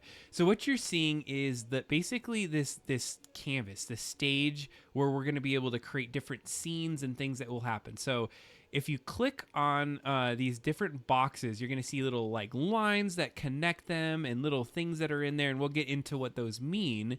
But what essentially these are the different scenes and screens that you might start interacting with as you go through different parts of the game. Yeah. Now, what I didn't make every asset in here. What they do is they give you an asset kind of setup when you get into the game. So you can say, hey, what is it like to do a platformer? What is it like to do an RPG? And all the different parts. So don't think I'd made all of the pixel. I tweaked some of it, but I wanted to understand for myself, like, how can we start to approach this? How might this work? Let me give you a quick tour of what we're looking at. We're going to play this game, and then I think we can jump into thinking how we might start to approach this, if that sounds like a good idea for you. Well, and I think also looking at some other games to see what they are doing with with time and effort like that goes into it, because there's sort of a basic way to do things, and then when you're thinking about it in a like very creative and crazy way, like how can you use these sets of it to do stuff? And I was really inspired by some of those. Hell yeah. And I think we can push this hard. So typically a Game Boy game is the greenish screen. You only have like technically 4 colors. It's really 3 colors that you use, because one of them you have to use the key out the background. There's no transparency, so to speak. Well, because the background is sort of green, right? Is that the idea? No, it's just like a key. It keys out a specific color. But then to leave what? White in the background? Invisible. But like the screen has to show something if it's invisible, right? It's like when you have a character and actor. We'll actually, let's jump in and I'll show you what I mean by it. So first of all, you'll see these different screens. So there's like a logo screen, there's a title screen. You can track things across those screens, and notice that it's kind of like an Adobe product or any kind of like product that you ever had. When you click on things, a context menu appears. And so off on this right-hand side, this is where we're going to spend a lot of our time to manipulate and adjust different aspects of the game as we move through it. And then we can link and drop people into specific parts. Question is I don't want to throw off the flow of this and make this take forever, but like that context sensitive bar on the side, is that doing what's in the actual frame, or is that doing the interactions that are like around the frame or like as part of what the character would be doing? That's a great question. And actually, let's keep that kind of context. I think this is going to help everyone. And if you have questions in the chat, let us know, because I think this will help us to help you, like let us know what we're doing. So on this particular logo start, you notice that I do that. If you go on the right-hand side, you're able to pick the type of game or type of what you're going to create. Now, this is just a background, so we just have it as top-down. Doesn't matter what type it was. I'm picking the background. So this is a pixelated version of my logo from my company. Nice. Then you pick the sprite. There's no sprite on this one. It's hidden. And then it has some like an on initiation script. Okay. So this is where the script comes in. Now, it's not coding. It's basically picking events from a list and going down it. And we're going to do this in just a second. So as you go down this list, you can see all the things that it might do. And if you want to read through it, it's basically saying, I don't know why it says fill black. I don't know what that necessarily means, but the screen fades. Oh, it's because it starts black, fades in. Yeah. And then once it fades in, it's at the speed. You wait for 2 seconds, and then it kicks over to another scene. So so the event kicks over to another screen. Once it goes to the next screen, it kicks over to this screen. Okay. There's your screen, and then as you scroll down this menu, or this area, it'll say, "Hey, do you want to create a menu?" And we'll talk about this a little bit more in depth. So it's a new game or continue menu. So you could save in the game your state of where you're at. And so some of this will be where you'll have to learn, and I'm learning as well as we go down it.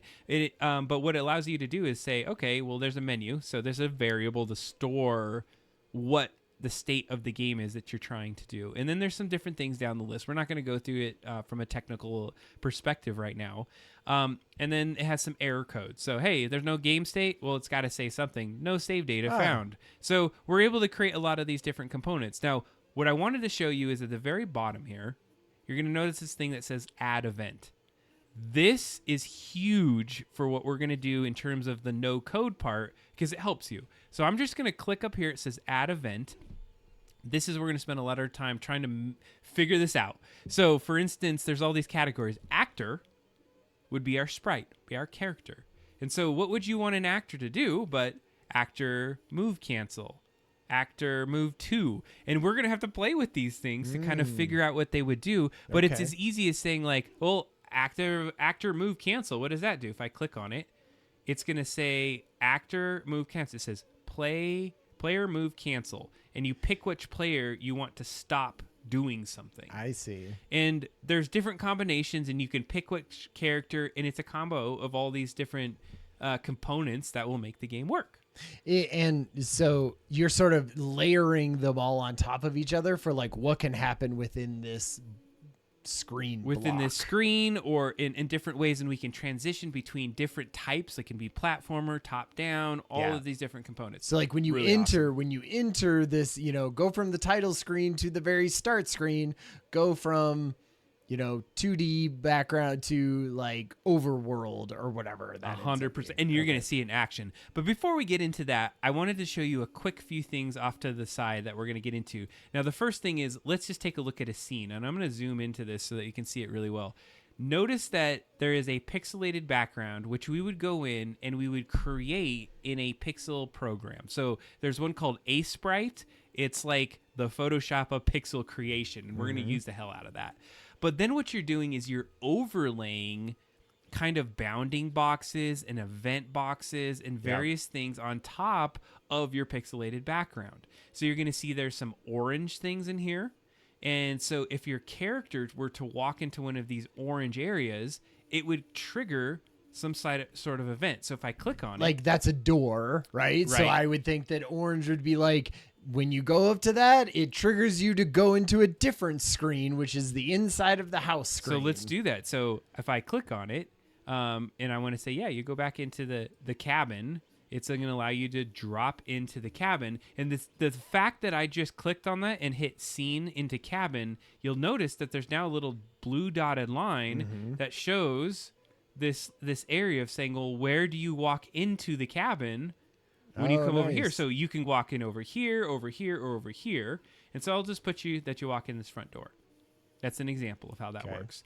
Now, there's different scenes. So you're basically saying, here's the scene. But if you imagine walking into that door, now this is what it might look like inside the house.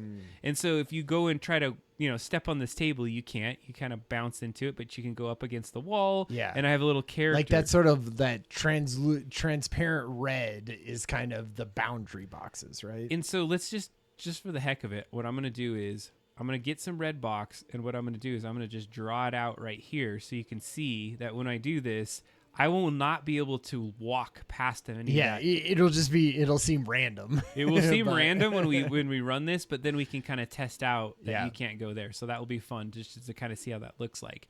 So what I've done, and if I zoom myself back out, is I've created a whole world. That's a little bit too much, but I've created an entire world where we interconnect all these different pieces. Now, I did spend some time actually creating an enemy as best as I could. So here's like an example of a little Deadite, and I have some different scripts that run on it. We'll look at how this looks as we get into it in just a little bit. It's like I've probably seen that movie Evil Dead 2 like 10 years ago, but I watched the series, so I know Deadite from that. Oh yeah.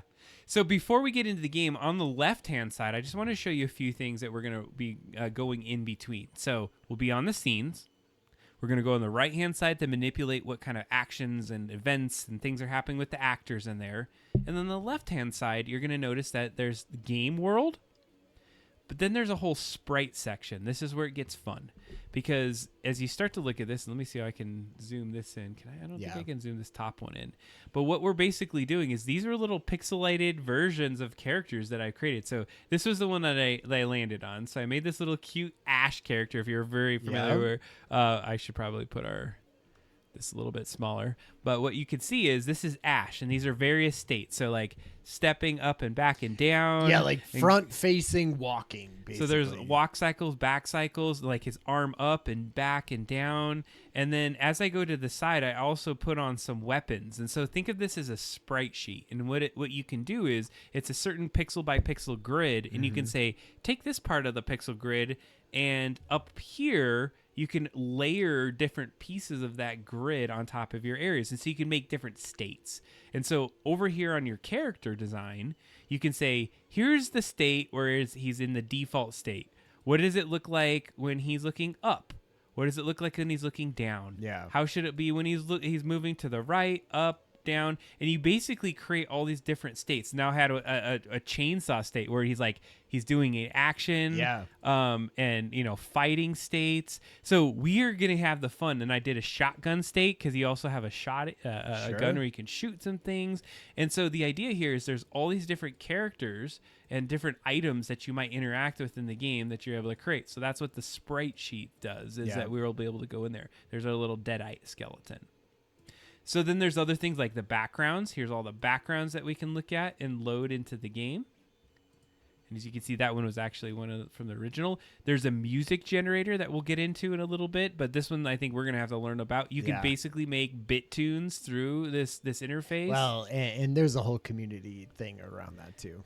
This is where it's going to get awesome, because original Game Boy had just 2 color palettes, but they came out with the Game Boy Color, which allowed you to do some coloring over the top of the green. So it's almost like you're brushing color over some of these scenes that we're about to create, which is awesome. And in that sense, I did have a question about that. So it's like, are you basically making all of the sprites in the Game Boy Green? Mm-hmm. And then if you were to make a Game Boy Color game, you would just look at every single sprite and add a color wash almost to it? Correct. Okay. And that's how they made the Game Boy Color, is that this is the extra technology that allows you to do this layering. But why you can use a Game Boy original game in a Game Boy Color, right? 100%. Yeah. So that's what's cool about it. Well, we can load this on an original Game Boy cart, and it would work on a regular original Game Boy. But you can also put it in a Game Boy Color, and the colors are going to show up. If you've added colors. If you've added colors. Right. Hey, good night, Origami. Thanks for hanging out. You should. We'll have to play the board game. You'll have to hang out with the show and give us some of your insights, because I think it would be awesome to get some of that as we develop some of these characters. They have this area where when we start to create the dialogue in the game, because obviously you're not going to be able to hear it, you can go and read through all the dialogue, ensure everything is all set up. So that's great. And then we have build and run. It's essentially like, this is the code version. It's almost like an output that shows is there errors or whatnot as we build the game. We're going to see that actually in just a second.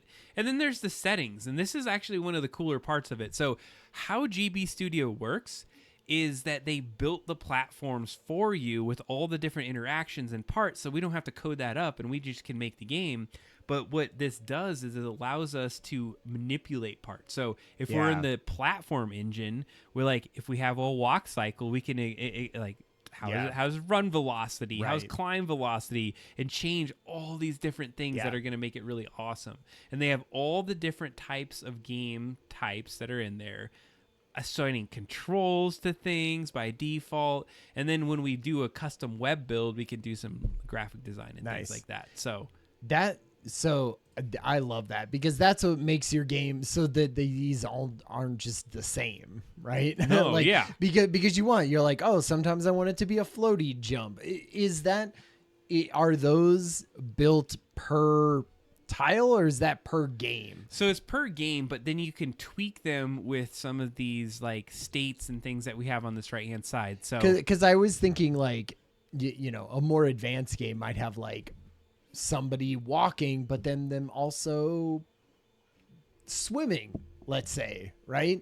And so maybe you would want the version of that to be slightly different.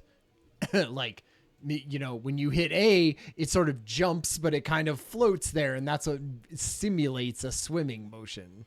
And I think this is where we're gonna have to explore a little bit. And I think that there might be some audio in this. I'm not sure, but we're gonna look at the game right here. This is a version of the game that we can play. So we got Evil Dead 2. Okay. Let's do a test run of what this game looks like. So I already have the keys set up. If I were to go here, I changed the font, by the way. That was another thing I was messing with. So I have our own little font. So if I were to try to hit continue, no save data. So let's do a new game. Okay. That was like the error message that you had to have. So we might be able to turn the audio off. So I'm going to hit, because it's going to be really annoying to me if I do that. So what I think I want to do is I'm going to go over here, and it says, I'm going to hit stop music. Stop any music. It's not supposed to be playing music. And it even says stop playing music that was playing. So I'm not sure why it's actually still playing music. So I commented out some stuff over here. I'm going to just hit delete event and see if this even will work. I was wondering about this too. Is this going to be, so I'm definitely in on using GB Studio. It'll just be working around the stuff around it. How easy is this going to be for us to like collaborate and build in this? Is it mostly going to be sharing video file, like the GB Studio? Files? I think we're going to be playing in our own versions. Okay, so the audio is going to be annoying for a second because I don't know how to turn it off right yet. But what you can see is my character. Yeah. I made it so he's swinging, swinging his thing. He's jumping around. Yep. So I had to figure out how do I make, so if I tap it, so he jumps a little bit. If I hold it, he jumps higher. Oh, nice. So that was the little thing I was working on, is that he can jump. Now this is one of the guys where I made this it's bad. That one guy's obviously walking up there. Don't worry about any of that. Don't worry about any of that. But I made it to where if I slap him, let's see here. I don't know if okay, so he's like, and I gotta improve that. Nice. I love you. And then I'm dead. I did that on purpose. So one of the things is, ooh, the shoddy. There's a hitbox right here. Let's see where it's at. So I know it's right here. So see how he's shooting the shoddy right now? Yeah. If I go over to this other side, he's going to be able to jump now, and I have no shoddy. There's a hitbox. Of course, this is all rough. This is like super alpha kind of a game. So we're going to just run around for a second, and I'm going to show you what this looks like. So we're going to jump over here. I don't know why that even said. Okay.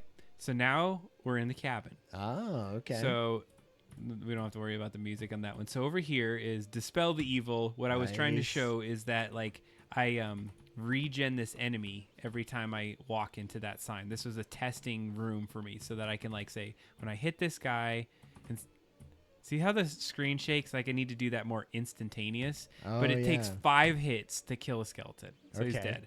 So the skeleton's dead. And so this is really my test room for AI generation of our enemy. Sure. So if I come over here, Dispel the Evil, and then he goes back to his place, pauses me, and then I can I can test the thing. Nice. Back and forth. So remember that box, that hit box? Yeah. All right. You can't walk in there. Can't walk past that hit box. It's got an invisible force field. Look how easy and fast it is to be able to prototype to make changes, in here. Yeah. So a part of the game was this part where we have a little chainsaw going around. And if you click on it, I'll swallow your soul. Oh, nice. So think about making this for a point and click part. Yeah. What's the book? This is the Book of the Dead, right? Yeah, okay, there we go. Oh, nice. So this is actually, I did do some pixel art to make this. This is the inside the Evil Dead cabin. Got these things that go back. So then I'm back into this area. This guy's running after me. And he can't kill you, right? I didn't. I took the kill script off right at this point. I don't even think I made the bullets kill him. I think it's only the chainsaw at this point. And how does the enemy No. It just knows to sort of go towards you. No, I put a script on it. And I built a script. So the script is just attack, basically.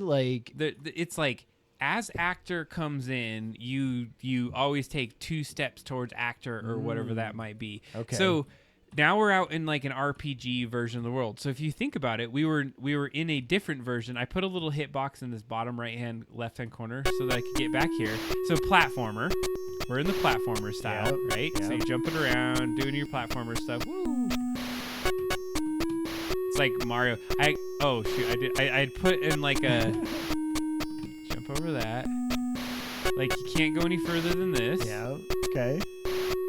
And if you do Evil Dead, the bridge was actually out in the game, so it was like you go over here. And this is a save state, so you can save the game right there.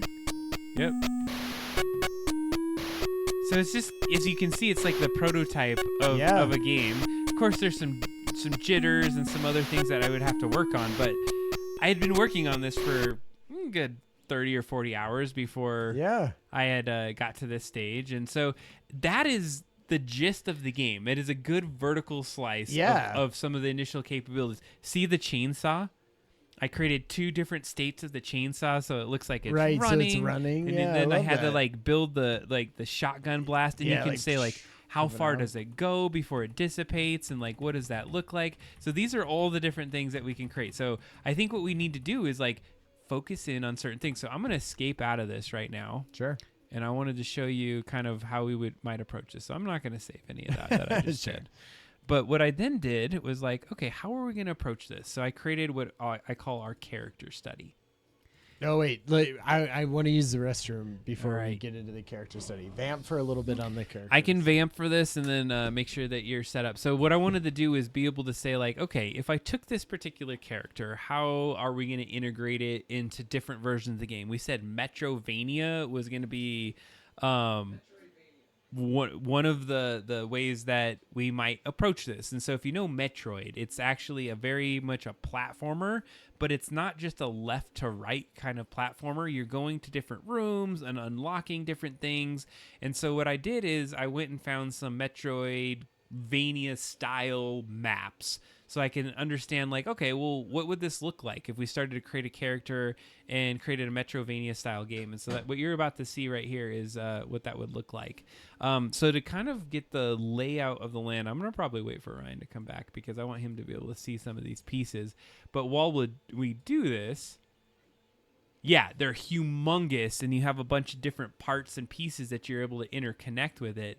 But this is a Metrovania map, one that I found online, and you can see these red lines.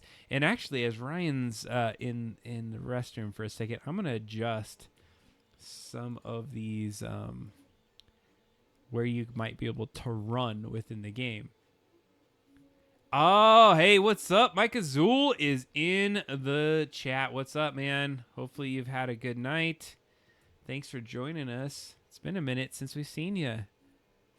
It's fun to have you join us. So what we've been doing is just really talking about GB Studio lately and how we're going to be able to leverage it as a potential platform. All right. So what we're trying to do is we're just making some of the Metroid map. Now I'm going to have to put this red in areas that are not exactly perfect because our character would get stuck in certain ways. So Mike Azul has joined us in the chat. So, nice. Hey, what's up, Mike Azul? Hey, Mike. All right, so I'm gonna just rough this in. Obviously, it would not be this bad. So we're gonna like fall out of the map in some of these areas, but we'll take a look at that in just a second. So what I wanted to show you, Ryan, is that from a character study standpoint, you'll see there's these enemies that are here. So I used on the characters in the platformer, I used the AI that was already associated with these little like carrots. The one that you saw in the little cabin area, actually that was one I was working on myself. So where I was at when I last left this game was I adopted the example and I looked at it and I studied it, and then I went and I said, okay, how can I build my own versions of this to make it my own? And so the AI generation of this is what we'll see in just a second. But what we're going to do is we're going to just test our character study. And what I was trying to do is saying like, okay, how does this work if we drop in a character on the platformer and then get into like a Metrovania style map? So what we're doing is we're compiling the game at this moment. So if I go over to build and run, what we're waiting for is it to take the engine, build it out, compile it into a package that we can do that. So that's what build game is about. There's errors in here if there would be an issue. So for whatever reason, I didn't even put my my own character in here.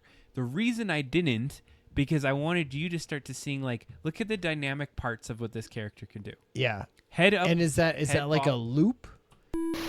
There's different. Yes, it is like that. And so let's see here. Apparently I used the same jump cycle for this one. Yeah, we'll go help with your garden. So this is cool because I hit that guy. You can see, like, that has some hit states, so you can jump on some stuff. I think if I jump on these guys, they have some. He goes to sleep. They all go to sleep. Okay, so if I go over here. All right. You can go into like a underground area.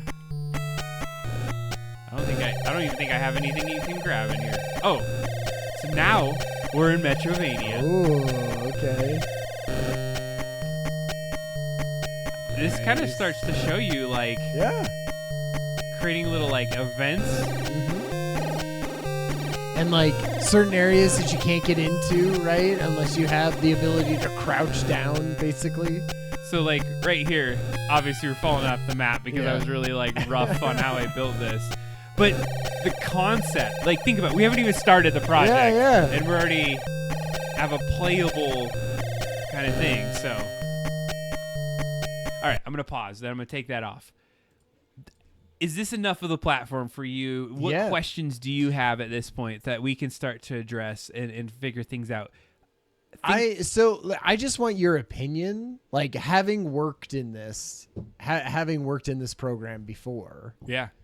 Like, what do you think is a reasonable, like, scope to it? Like, do you think we can do something interesting, like, in this kind of with these limitations and the way this thing is set up, I guess? Do you think we can? Yeah. Like, do you think with the amount of time that we spend on this type of thing and stuff, like you said, 30 to 40 hours for yours, would you say that, like, to build out a game that you think would be cool enough to be like, yeah, this is a thing that we have the scope to be able to do something like that? Absolutely. Okay. Good. I absolutely do. And I've done enough research, especially with the gentleman that I was talking about earlier. Yeah. And the advice is make a bunch of mini games. Yeah. Mini parts of things, like little tiny levels and little concepts, because it reminds me of, like, a rough draft. If you went and we were saying, like, we're going to make a complete final draft in one shot. Sure. We'd never be able to do it. Yeah. So what we need to start to do is plan in such a way that we can say, okay, we know we need a character, and these are the 5 things we need it to do. Yeah. Crouch, shoot, chainsaw, or whatever the hell we come up with. We come up with all those different parts. Like, in Metroid games, you turn into a little ball that rolls around. Yeah. Like, there's something, like, what are those elements of a character that we want to try to create? Yeah. That's one piece of it. Another piece might be, like, okay, what kind of enemies should we have in their AI that they would have? Mm-hmm. What kind of weapons are out there? What kind of environmental actions would we want to do? Yeah. What I really would love to see, and this is one of my concepts that I was thinking about, is how do we take this game to where we can use, like, a cool menu structure? And I was watching you play Alan Wake 2. Yeah. What if we created kind of like the whole palace room or place room? Oh, right. Like in a Game Boy game. Memory palace. So what if memory place? Yeah. So imagine if you were playing a Game Boy game, you could go to a memory palace and have, like, have some of that. Well, and that's what I was gonna say too. Is, like, there are some elements, like, I think at this point we should look at a couple games, 100%. like finished games, right? Or versions of games. So Fallen Crown has been my north on what I would want to create, or something that I would think. So is that the one with the skull? Yes. Okay. So this one is called what? Let's see here. The Fallen Crown. This is on Kickstarter They created it's a Game Boy Color game. It got $60,000. We're not trying. It was trying to make built. money. It was built on GB Studio. Yep. Right. Absolutely. And so we can go in and let's see here. This is a video of it, so we could actually play this. I think we need to play it on itch. So like it had. If you want to look at it, you can go and check out what this looks like on here. So let me go to Spectre Waffles. Yeah, it's a fun name for a cat. All right. So they greenlit the game. They came out with a lot of stuff. I wonder if I can find it on. Yeah, I played it on itch. Yeah, we're gonna try this. So we'll go itch. So itch.io. Damn it. Here we go. So itch.io is where we could potentially launch this. So as we start to see, so we got the platform understood. It seems approachable. Low code. Yeah, there's some challenges here. Yeah. I love like looking at things that I don't necessarily 100% know of how we would be able to make this work. But what we got here is an example of games that have been created on GB Studio or just however they decide. I think a lot of these are GB Studio. I played Feed Me Souls, which was the very top one. Which one? Feed It Souls. Do you want to play this one? A Metroidvania. See, from GBC. Let's try it out. So here's the cool thing is it looks like you can download it. It has some insights on here so you can move around. Looks like there's some extra different levels and things. So you can download the game itself. So it has a Game Boy Color version of it that we'd be able to play with. Let's see if it allows you to play it in browser. I'm not seeing that it does allow you to play it in browser. How did you play it? Did you just click on it? I think I downloaded it, yeah. Or I might have watched a video. So let's see what we can do here. So there's the GB Studio version of it. I'm going to just download it to the desktop and see if we can just double click it and play it. What I could do is I could load it to one of our things. I don't know if you can play it directly out of GB Studio. This isn't the project file. This is just the output file is what this is. So I don't think I can just play it right off of my browser. I'd have to load it onto one of my cards. So did you play it? Yeah, I might not have played it. I might have watched a video of someone playing it. Gotcha. So let me do this. You could watch a video of someone playing it. What I wanted to do is actually go to Fallen Crown because you can play that one. Let's see if we can get that one. So there's Fallen Crown, and you can run the game in your browser so you can kind of play it. That's right, yeah. So we're about I did play this one. So what this like I said is my north. Use GB Studio to be able to make all this out. There it is. Yep. This uses the Game Boy Color, so they overlaid these pieces. Like I love that you can tell a story like this. Yeah. With the parallax scrolling and specific animations. Like I have a bunch of very technical questions about all of this stuff. Well, and this is where we're going to have to figure it out. Yeah. And this is where I totally think if we can connect with that Robert Doman, that this might help us out. So what I'm going to do is, let's see if I can... A new game. In the distant land of Ravenfall, there stands an ancient tower. Its dark, foreboding visage stands in the horizon. Some say that death itself guards the treasures that surely lie within. The living. I didn't say what this says. Dare not enter. There's where you come in. Like that's cool. That looks badass. Right. Parallax scroll. Seeing this castle. And these are this is like a cutscene. Mm-hmm. How does it? Is this built inside of GB Studio? Yes, it is. Like you have these different layers. So right here, you're kind of running back and forth. You have that cool parallax scroll. So what I would imagine is happening is you have some layers, and there's different ways you can use parallax. Oh my God, we have got to mute this or something. I can't hear it over you. Can't hear it? Oh God. I don't know how to mute it. There's no way to mute it. That's right, because it's not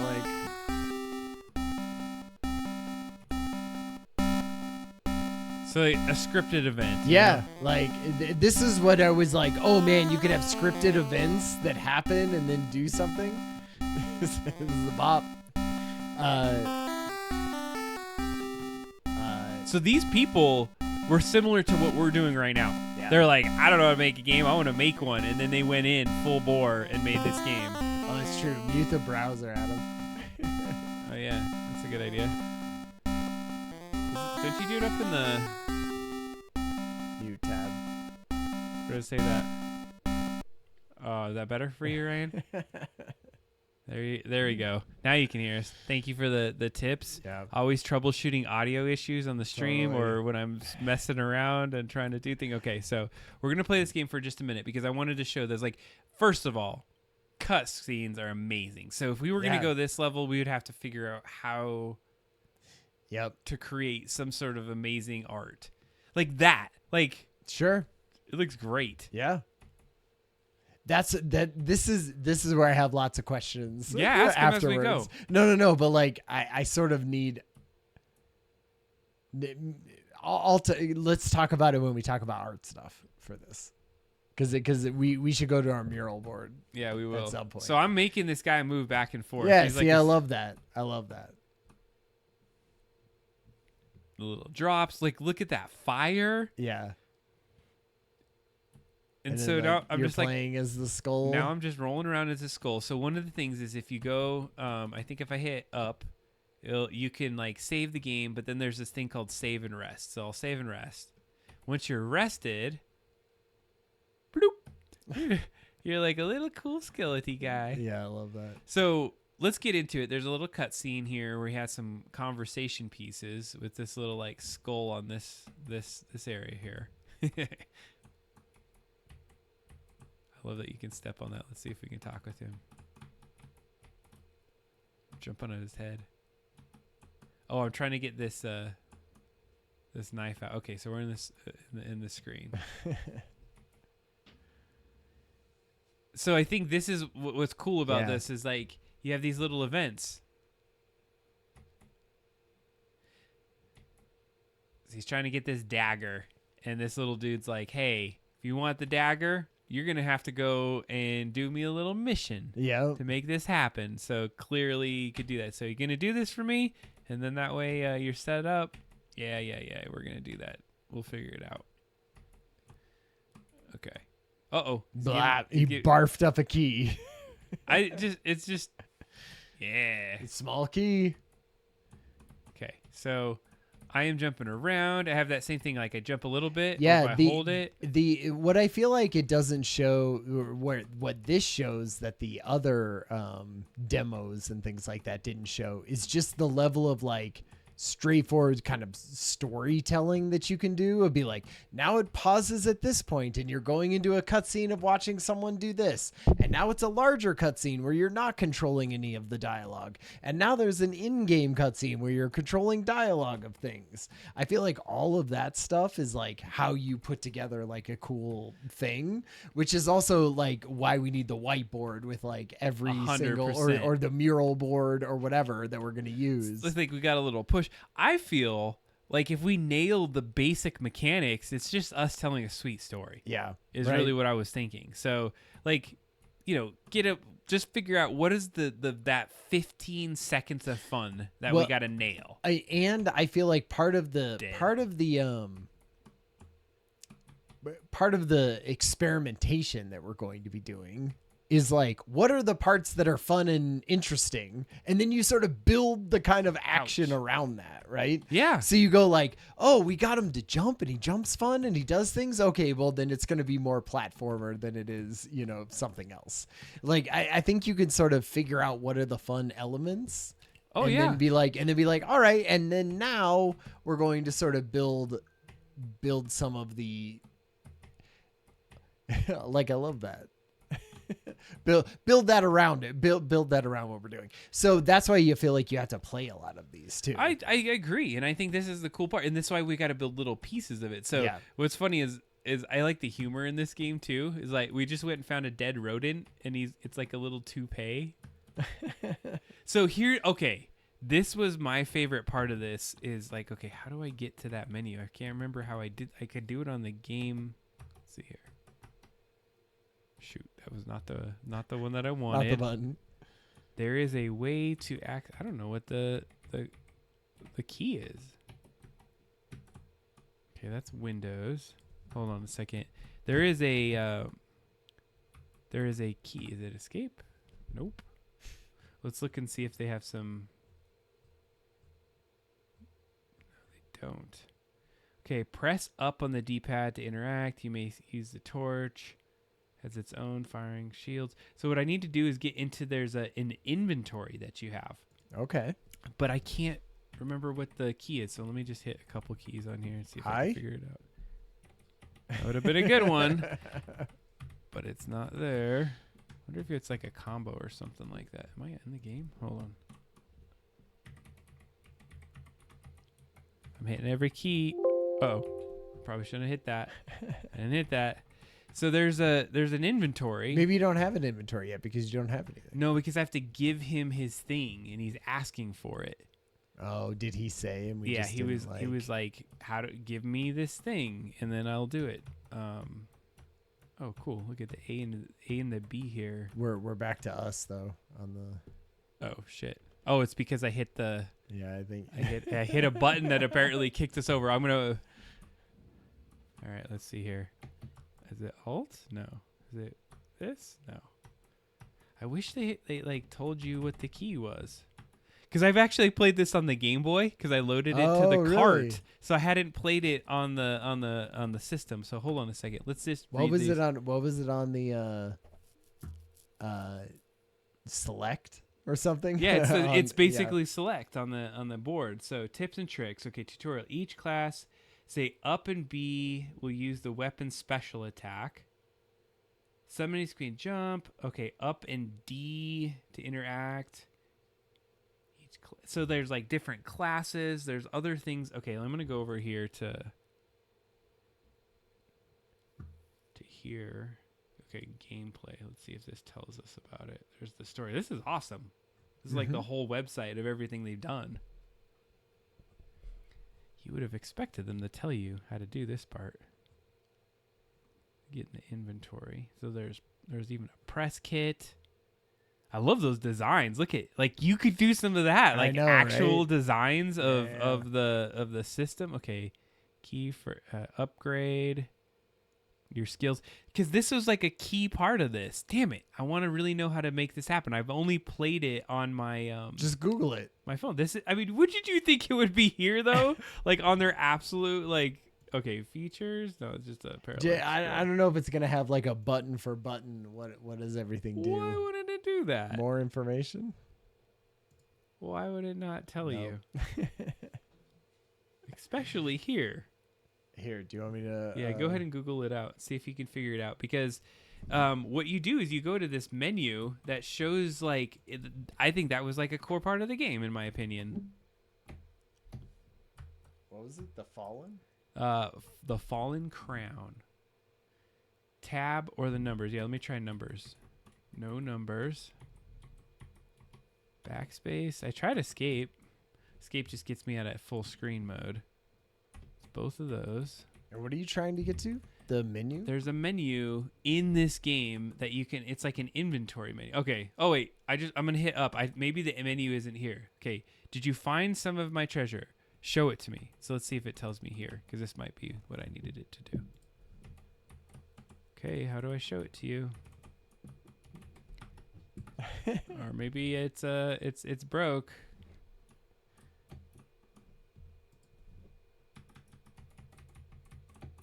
Down start for the map. Let's see. Yeah, but what's down and start? Down in this? Item menu up and start.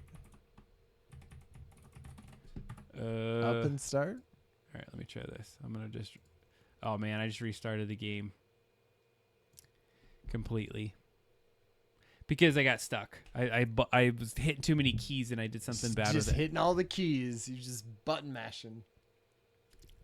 But I think the takeaway thus far is as we watch this little cutscene again, I don't want to necessarily do that. I don't think we need to get to it. But there's like a whole menu structure where you can say like you got the key or you picked this thing up. It almost is like Resident Evil if you played that, where you're like you have your inventory, you can collect things, you can put like a little cowl on, a lot of fun stuff that makes it like an actually awesome game. Yeah. And let's play it shows you the complexity of all of this, right? Like it doesn't seem like Can't play yeah, that. how to access the menu. Yes. We're going to have a detailed look. Oh, see, this has it. Yeah, that's what I was saying. Like this one has all the things. It tells you exactly how to do it and how the controls. So we could play it right now because I've loaded it on this little system. So here, this is what I feel like I should do. Is since that one's not working, I'm actually going to do it in such a way that we should be able to play it on an actual Game Boy. All right. Which should be even cooler. Yeah. Let me just make sure this is the right one. And I'll go play it on the back screen here. Okay. This is a different one. It does say GB Studio. Yep. You're like, Adam's got to go through all his different GB Studio carts. I have a couple GB Studios. Yeah, I've done this. Like, this is the thing. So what I'm going to do is I'm going to go to the back. The other thing is if you don't have a Game Boy, we can load these carts onto, or these things onto your phone. Just use a ROM emulator to make this happen. So I'm going to go in the back here and go on the workbench, and I'm going to show you. Oh, and there's my original case. I was thinking I could put in what's that? The Raspberry Pi. Raspberry Pi. How sweet would that be? That would be cool. All right. I'm going in the back. Okay. Let me turn on this other pop up here, and we will do GoPro. All right, check this out.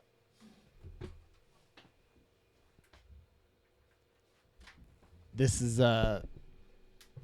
Fallen. The Fallen Crown that we were just doing right now, so you can kind of see it on the actual Game Boy as we go. Oh, no, it froze up. Okay, there we go. It's going good. So, I mean, first of all, it's cool that you're able to even make it work on the Game Boy. Yeah, it's great. It's a little dark, but there it is, the Fallen Crown. That looks good. You can kind of hear it too. You're like, yeah, it does. All right, so we're gonna get through that first part for a second. I don't know. There's just something cool about being able to play it on the original. Yeah. Oh no, that's super cool. Game Boy like that. It's a little dark right there, but all right. So there's the little guy. Mm-hmm. Let's see here. I'm trying to get it enough that you can see it. No, that's good. Right there. Yep.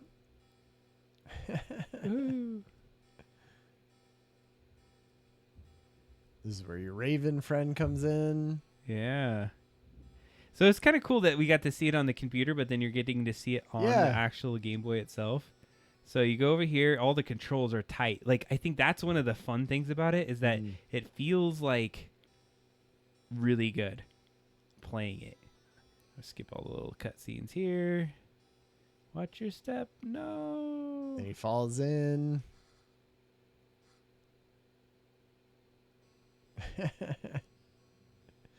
It looks better on the Game Boy.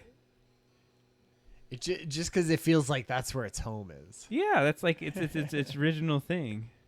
Does it seem small on the screen? So it's because it's like the original Game Boy was a square. Yeah. All right, can you see it? Yep. Okay, so let me go over here.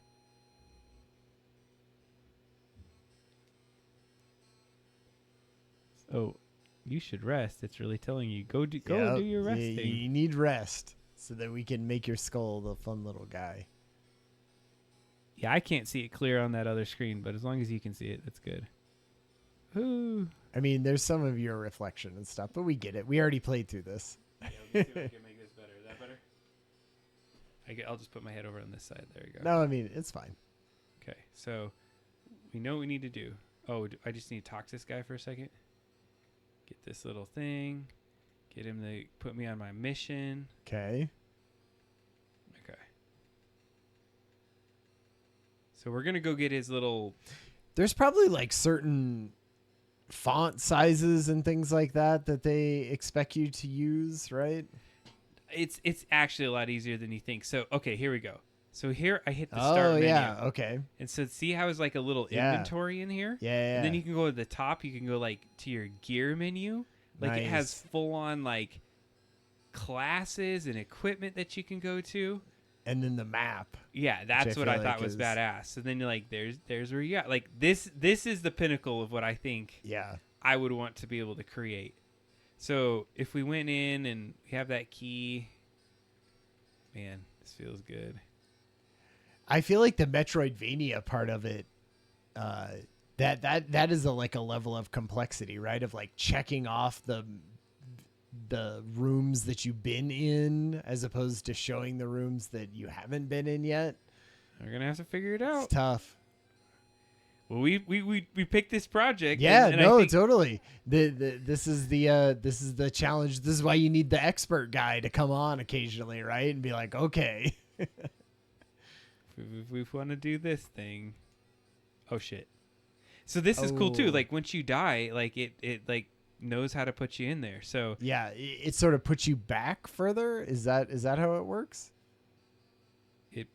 So I'm gonna give him his little toe pet. He says, "You hand over the treasure." I don't know if you could see this part, but it's kind of funny because like beautiful hair. Did you see it put him on? No, it's not. Yeah, I mean, it's not. No, it's not great. Yeah, it's hard to. It's really the detail of stuff is hard. But in general, you get the gist of it. Like, you got a Game Boy. And how much of that can we just, like, steal? None of that? It's like you have to figure it out and do it your own self? You would have to have the project file, but there's a bunch of people that put out their project files out there to be able to build that and do all the things. So, okay. I mean, that game is loaded on this cart. Right. That's essentially what it is. It's an original Game Boy cart. So, one of the things I was thinking since I'm back here is... Let me get this to focus, maybe. There we go. So this is a Game Boy shell. This is literally my original Game Boy. So I'm like, should I cut this up or maybe should I not? Like, what if I were to get this Raspberry Pi? Yeah. Take it out of this chassis, like, 'cause look at it, like it would fit in here. Like, you could put the bottom and cut out some ports. Like the battery. You can plug that part in. Yeah. Then you have access to plug in like screens. I don't think you should do it for the first one on your original Game Boy. I don't think. What am I gonna do with this thing ever? Yeah. It's a piece of plastic. Because you're gonna screw it up the first time you do it. Oh, I see what you're saying. Like, and so you do it in a crappy one, and then you do it for real in the other one, the good one. Well. So there you have it. Like, there's some cool things that you're able to do within the system. Well, and I thought it was neat because the people who did Fallen Crown did that Kickstarter and were like, hey, if you want an actual Game Boy cartridge with it loaded onto there that you can physically put into a Game Boy, back us a Kickstarter and then we'll do it. Oh, nice. Here's our guy. There it is. I don't know if it came out that good. Let's try to see if we can take out these supports without it actually like ripping apart, breaking. Yeah, it's gonna be a little rough. Oh, it's gonna be rough. Okay. I don't know. Let's see. Keep your shield. There you go. Yeah. Okay. I'm gonna use my little cutters right here to do this. I know we were talking about Game Boys and go right to the print, but the print was done. Yeah, the print's if the print's done, that's when we're going to it. All right. Let me cut this off. So those were the parts that were holding it up so that it would actually print correctly, right? Yeah. I mean, it's really small. Yeah. Uh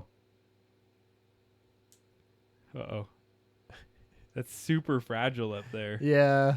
Look how small that is. So Mike Azul, the 3D print is a my brother's D&D character that he wanted to have a 3D print little mini, a figurine of so he could paint.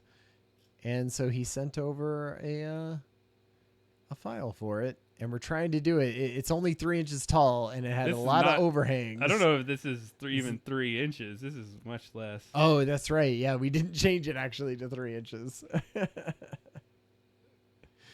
kind of coming off. I'm just like, I'm trying to figure out, like, is this part of the arm? Maybe. I feel like I'm going to break it right now. No, because, yeah. I mean, because he's going to paint it and everything. Yeah, you'd have to sand it, though, to really, like, make this work. I just want to get some of this stuff off to see if, like, it's even viable. Yeah. I mean, it doesn't look terrible. No, I was gonna say like it actually turned out, for as small as it is, it turned out a lot better than I thought it was going to. Yeah, at that tiny. Being pretty rough with these these cuts. Oh jeez. There it is. Look at that. Oh, nice. All right. Got that. That looks great. Now the face, I had like all kinds on the face that I might not want to put up there. Okay. Well, got that. She took an arrow to the knee. It's all right. This arm overhang. Yeah, that was like arms out with holding scepters. That's not a good. Yeah, right when I saw it, I was like, "This is." Yeah. I'm actually surprised it got even as close as it has. I mean, it's a great actually. If you did this on resin though, you wouldn't even see the lines. Nice. Of it. Okay, is this kind of coming out? Yeah. She's got that big tail. Yeah, I'm being kind of rough with this, and it's still somewhat holding itself together. I mean, I feel like it did have sort of a cone shape, right? It's like heavier at the bottom than it is at the top. I feel like that's always helpful. So I do see where it's somewhat broken into place, but you could always glue that. Yeah. Like one of the foot. You can see I don't know if you see it right there. There's like a. Uh-oh. Don't. It's okay. Like, cause when you put these little support structures on it, they're meant to like break off easy, right? Isn't that are the whole point? But it's so fragile and so small that it kind of makes it put it down a little bit farther if you there we go. Thank you for the tips. I'm focused on it. Okay. Oh, nice. All right. There we go. It's pretty close. It looks like you were all manhandling it, and then you're just like, oh, then I just pull it away. Yeah, you had to like disconnect it from the pieces. Yeah, so if you're doing D&D stuff, you'd probably want a resin 3D printer for that. But good enough, for a friendly game. Anyway, bubblegum color. Bubblegum D&D. There you go. Look at that. Yeah. Like if there was ever a time that you wanted to see how supports work, because a lot of the stuff we do doesn't have the supports like that. That scepter, I'm surprised. Yeah, that even came out. Came like so. You'd want to clean this up a little bit. There's a couple by the head. I may have not.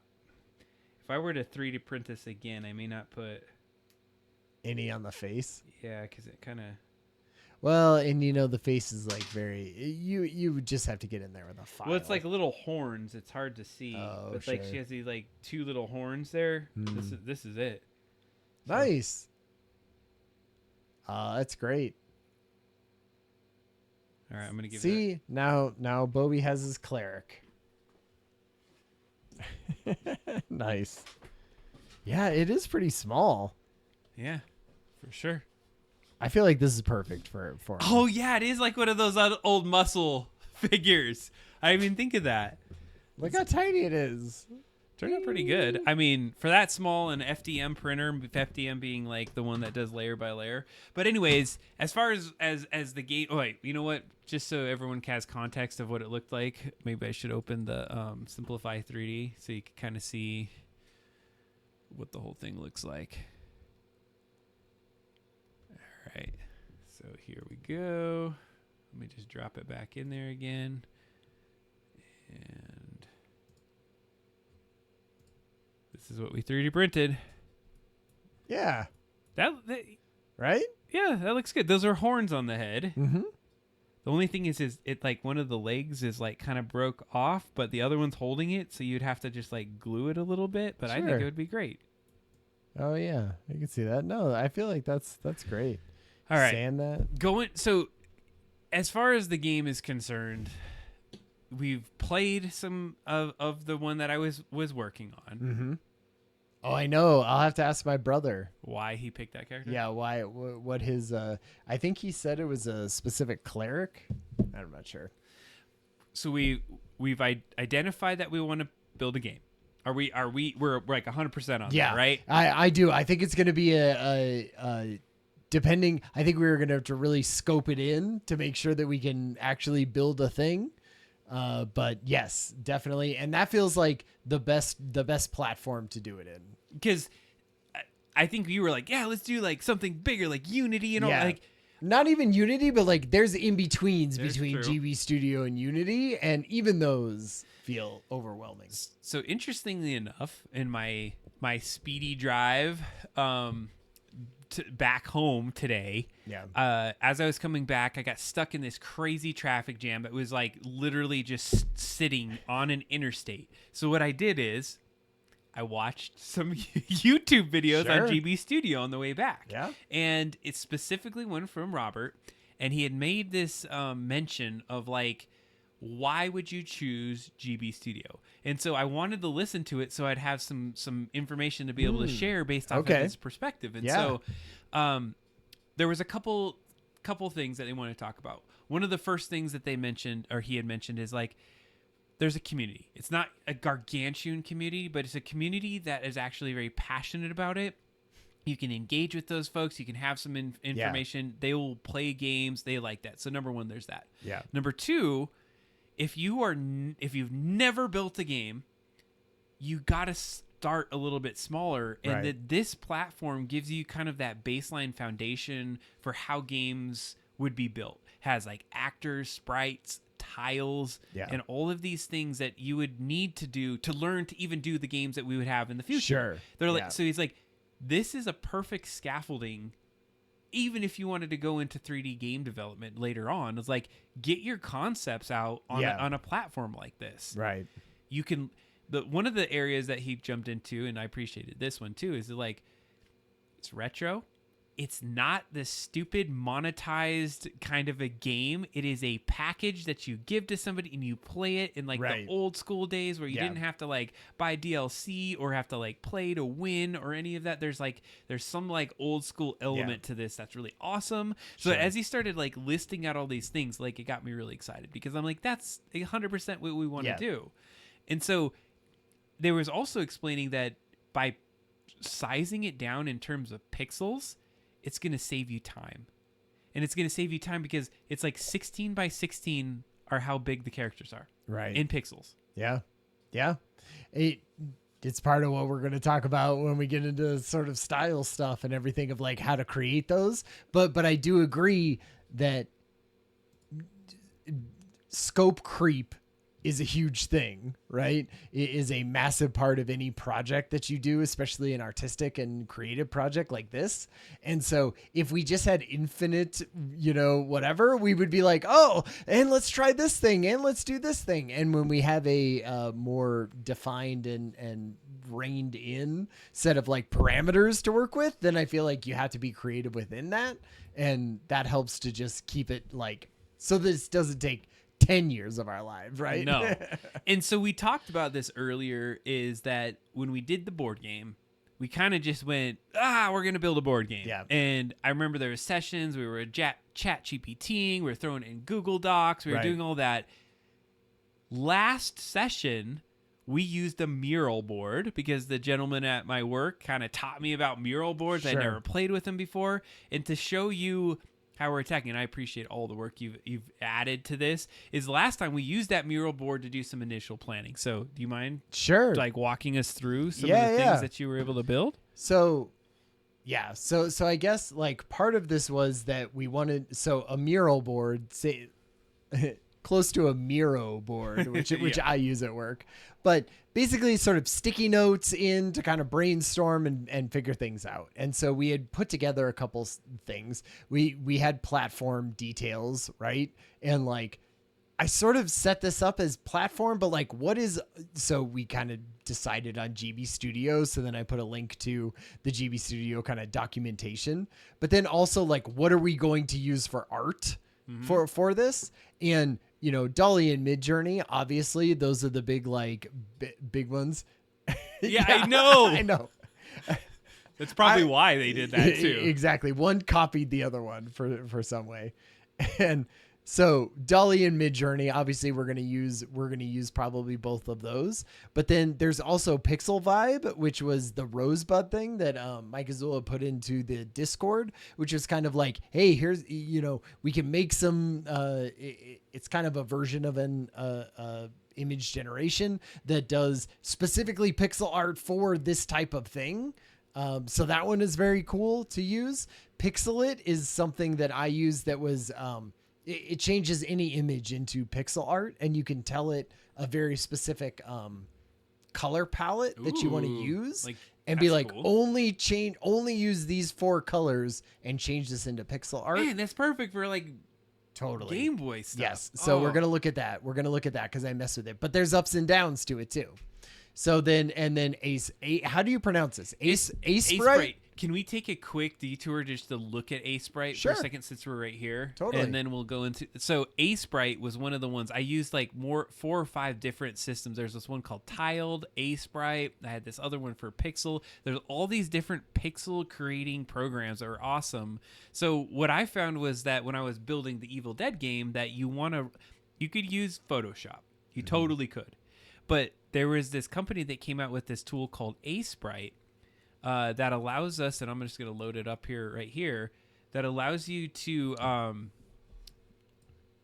do pixel editing in this cool little platform. And so if I were to go in here, and I'm going to go ahead and open like a background here. So let's go into one of the assets that I had for the game. And so you can get kind of an example. Let's do this one. I'm going to actually bring a sprite in. So what's so cool about it is it has this feeling of like a Photoshop, but pixelated. It's like it went back into the 1990s, so you can create this. And so what it does is it's building a platform, so you could do very easy to do layers, but it also has keyframes. So you could create animations, and you can test the ways that you go, and so it's play them straight in there, and play them is the thing. So then you can like create a singular character. You make sure you get all your sprites done, and then you go create your sprite sheet, and you layer out all those different things on there. So it's a very robust platform. I love the way that it works.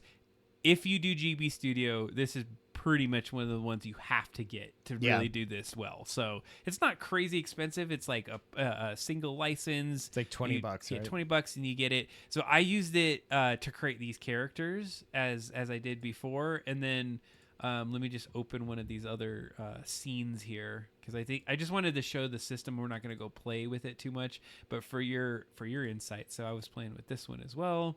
Oh yeah, right, with the book. Yep. And I think there's like a project file somewhere that I just don't remember where it's at. But, I just went in pixel by pixel, and you notice that you can kind of like zoom it in. You can click pixels there. It is literally pixel art. Yeah.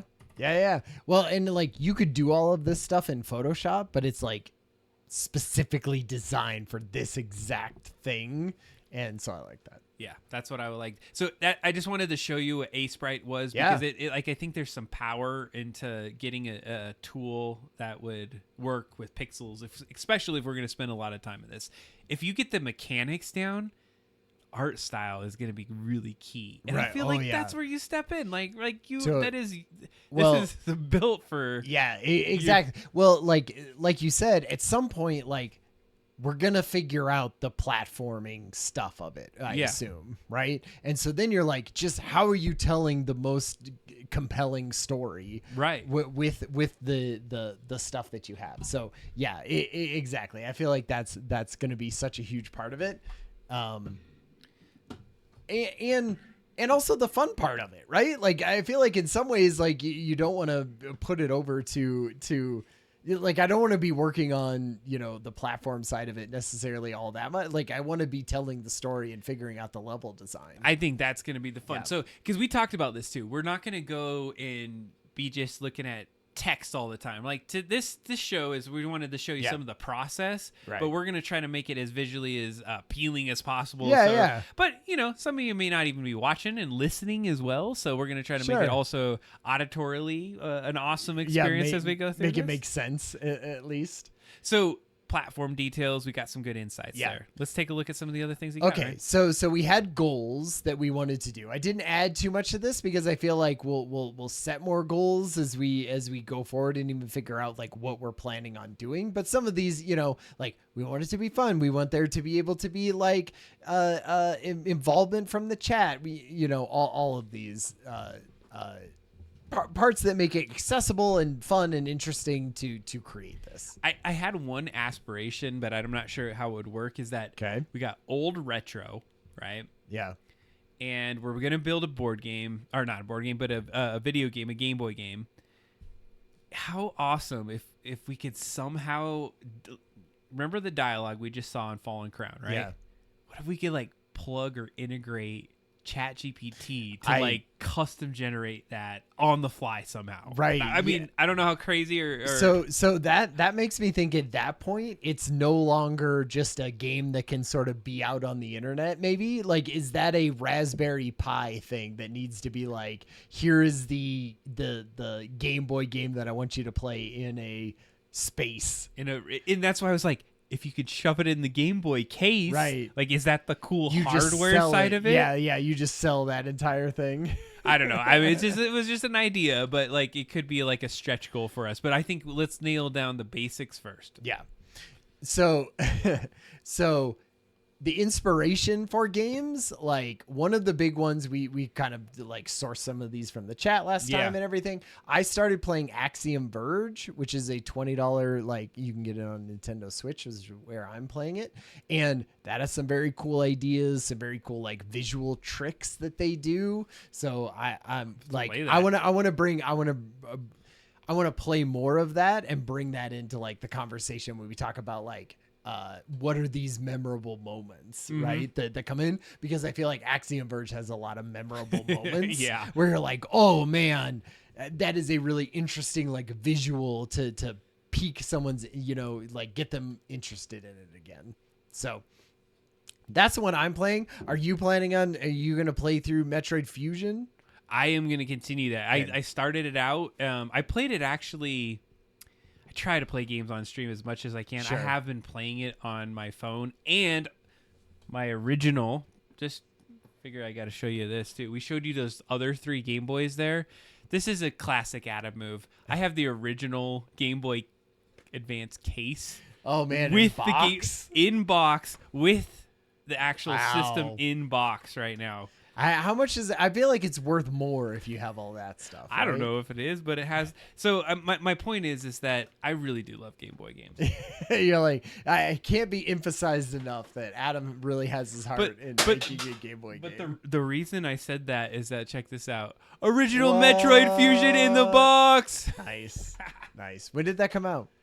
That's a good question. Did it say it was like in the 90s? It's gotta Let's say see here. In the back, right? No, I bet it was like right. 2003 or you were 1. Damn, so close. 2002. Oh, I was on either side of it.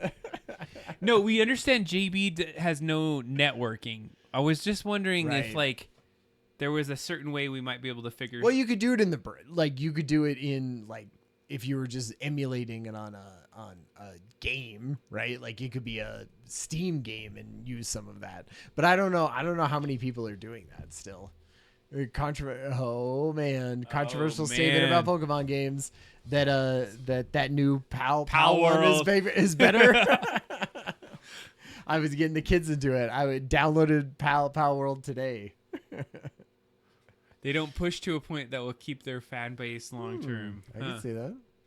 All right, so what else do we got? All right, let's take switching a look. back to the mural board. Okay, so these are the games we're sort of looking at. Would love to hear more inspiration for this type of game, Metroidvania type games that we could play. Yeah. Okay. So then we had some aspects of the game that I didn't add too much to this either. We know we're going to need enemies and challenges and maps. And sure, is there unexpected moments or a twist or something like that happens within the game? How much is procedurally generated? Could we have anything that is procedurally generated, right? Right. Collect sub-story items. That feels like Metroidvania. So I had some file work areas that we're going to be working out of, right? So I thought that was good. Okay, I'll end with questions and concerns. Yeah. Let's go there. I want to have those conversations. So I'm gonna also leave inspiration story or like story ideas, and let's move to style. Ooh, okay, I like it. So when we were looking at other types of platforms, there was definitely sort of a Flash style that was in there, right? With some of those other like games, and I was like, I definitely like the pixel style better than that, just in general. So I was like, great, if we're gonna use GB Studio, that seems great for it. So this Pixel It, this is a way to like take normal images and turn them into pixel. And the nice thing about this is it's actually pixels. So it's not like fakey pretending to be pixels, which we'll look at when we do AI stuff. Yes. But this is actual pixels, and you can tell it like only use these versions of this, which I was looking at the Game Boy Color palette, right? Yeah. And it's like this very specific version of this. Okay. You like I love this research you did. Here are those colors, right? Like they can contain backgrounds, and apparently character animations can have one extra color from what I was told. Interesting. Well, what I was told in there. So I started to do some oh my god pixel art things, right? Okay, so all I did was I was like, all right, we're gonna use we'll just use for the sake of argument Skull Bobs. Yes. Right? So Skull Bobs was like set in a bar, set in sort of an Irish sort of theme for things. Well, let's time out just for 1 second. Skull Bobs is our IP that we created years ago. Ryan and I created Skull Bobs with the intention of making a video game. And what year was that? Like 2010-ish? 8 to 10. Yeah, it was actually, you're right, because it was right before our kiddos got born. So it had to be 8. Yeah.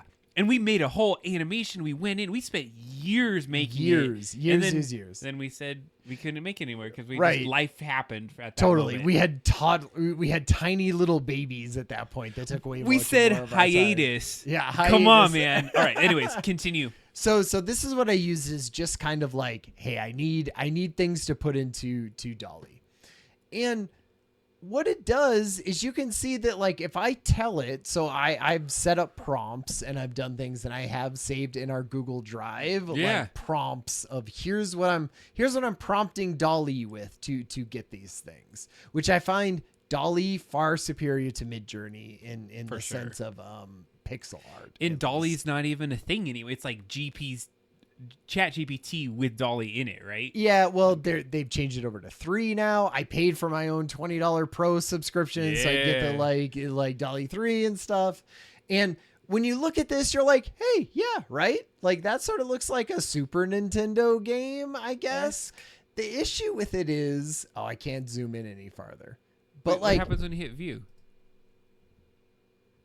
Can I go in further this way? So like what you could tell is it's like, just like all things with large models like these, it's sort of pretending to be pixel art, but not really. Like, look at that is not pixel art, right? No, like not at all. It's just sort of pretending to be. It's not really the squares that make up pixel art.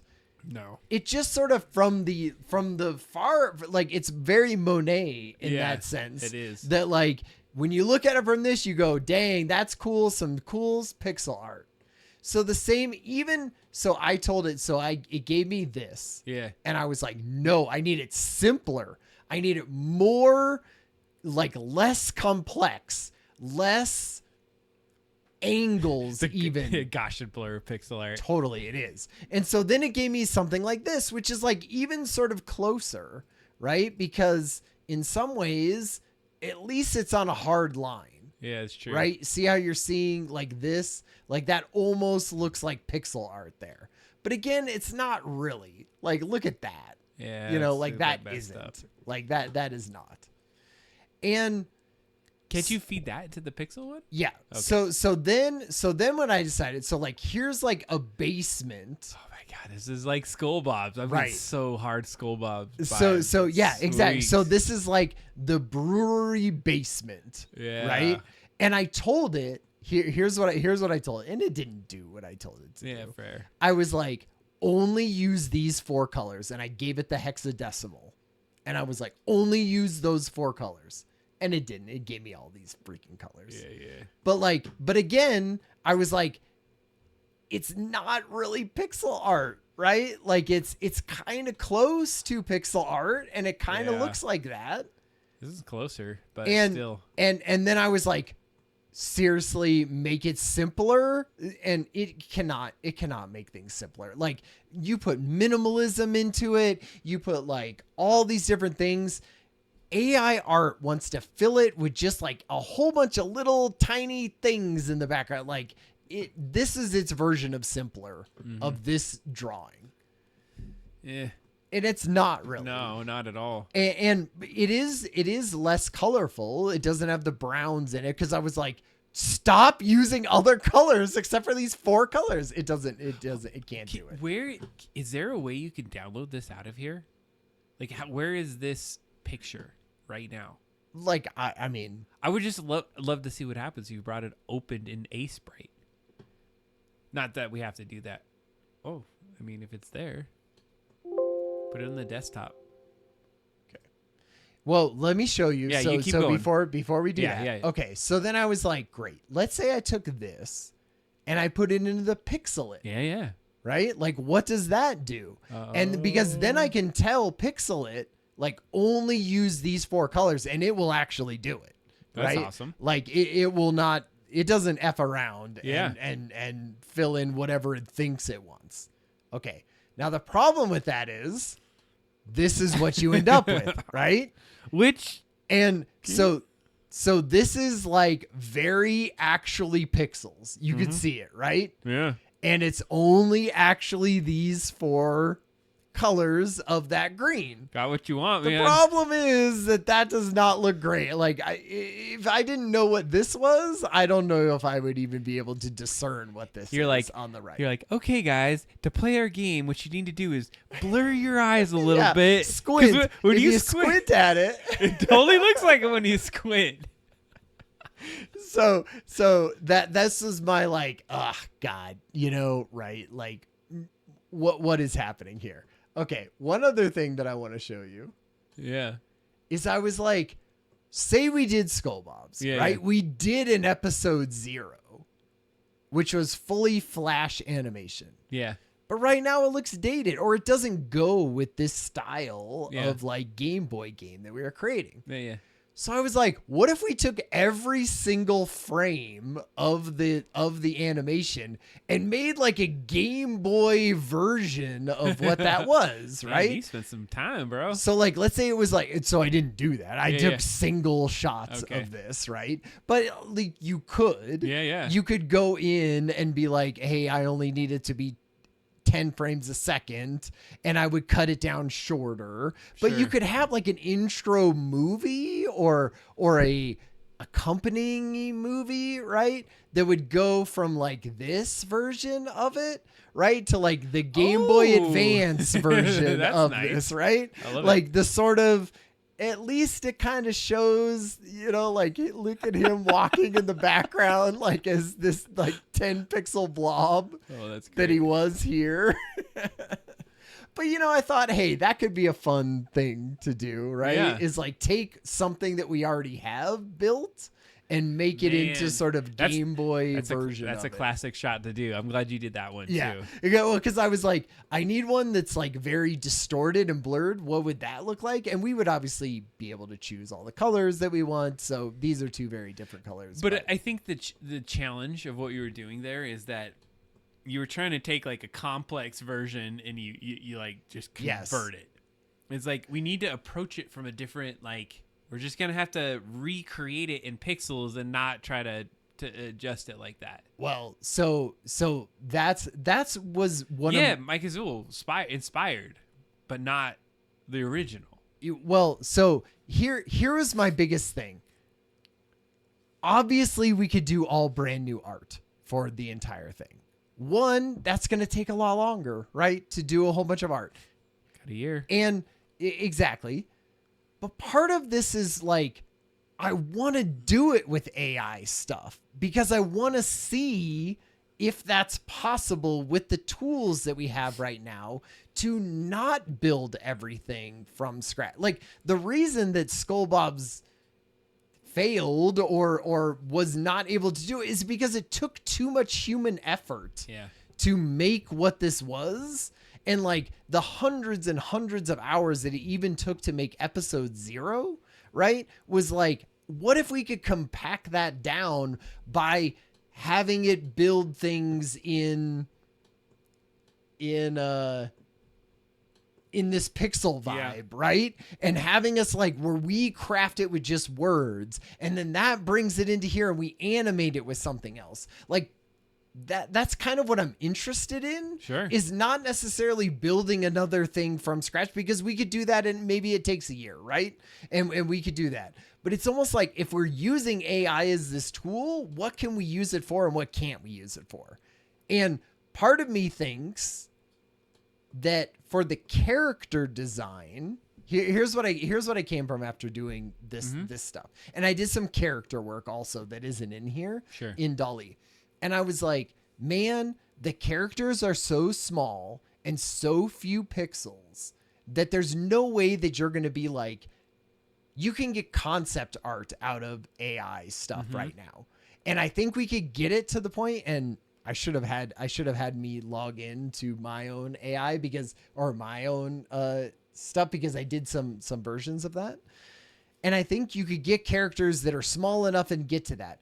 But I think you're going to have to use that A sprite to go in and really like get it pixel for pixel perfect of that animation, right? Of him doing something or them flipping or them doing stuff. You're never going to be, I can't figure out right now how you would get AI to build those things. But here's the thing, Ryan, is that once you get the sprite, you got the sprite.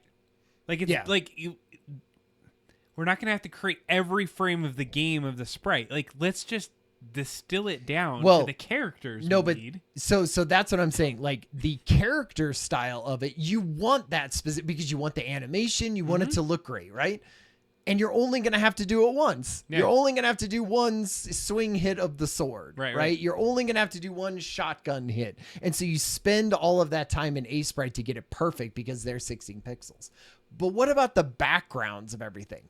Because like all of that stuff of like what you're scrolling through as you do that is where the art like, man, bogs you down in the sense of like, there's a ton of it. So let's try this. So if I open, do it on the fly right now. Yeah. I'm gonna first let me do it this way. Actually, I don't want to drag this.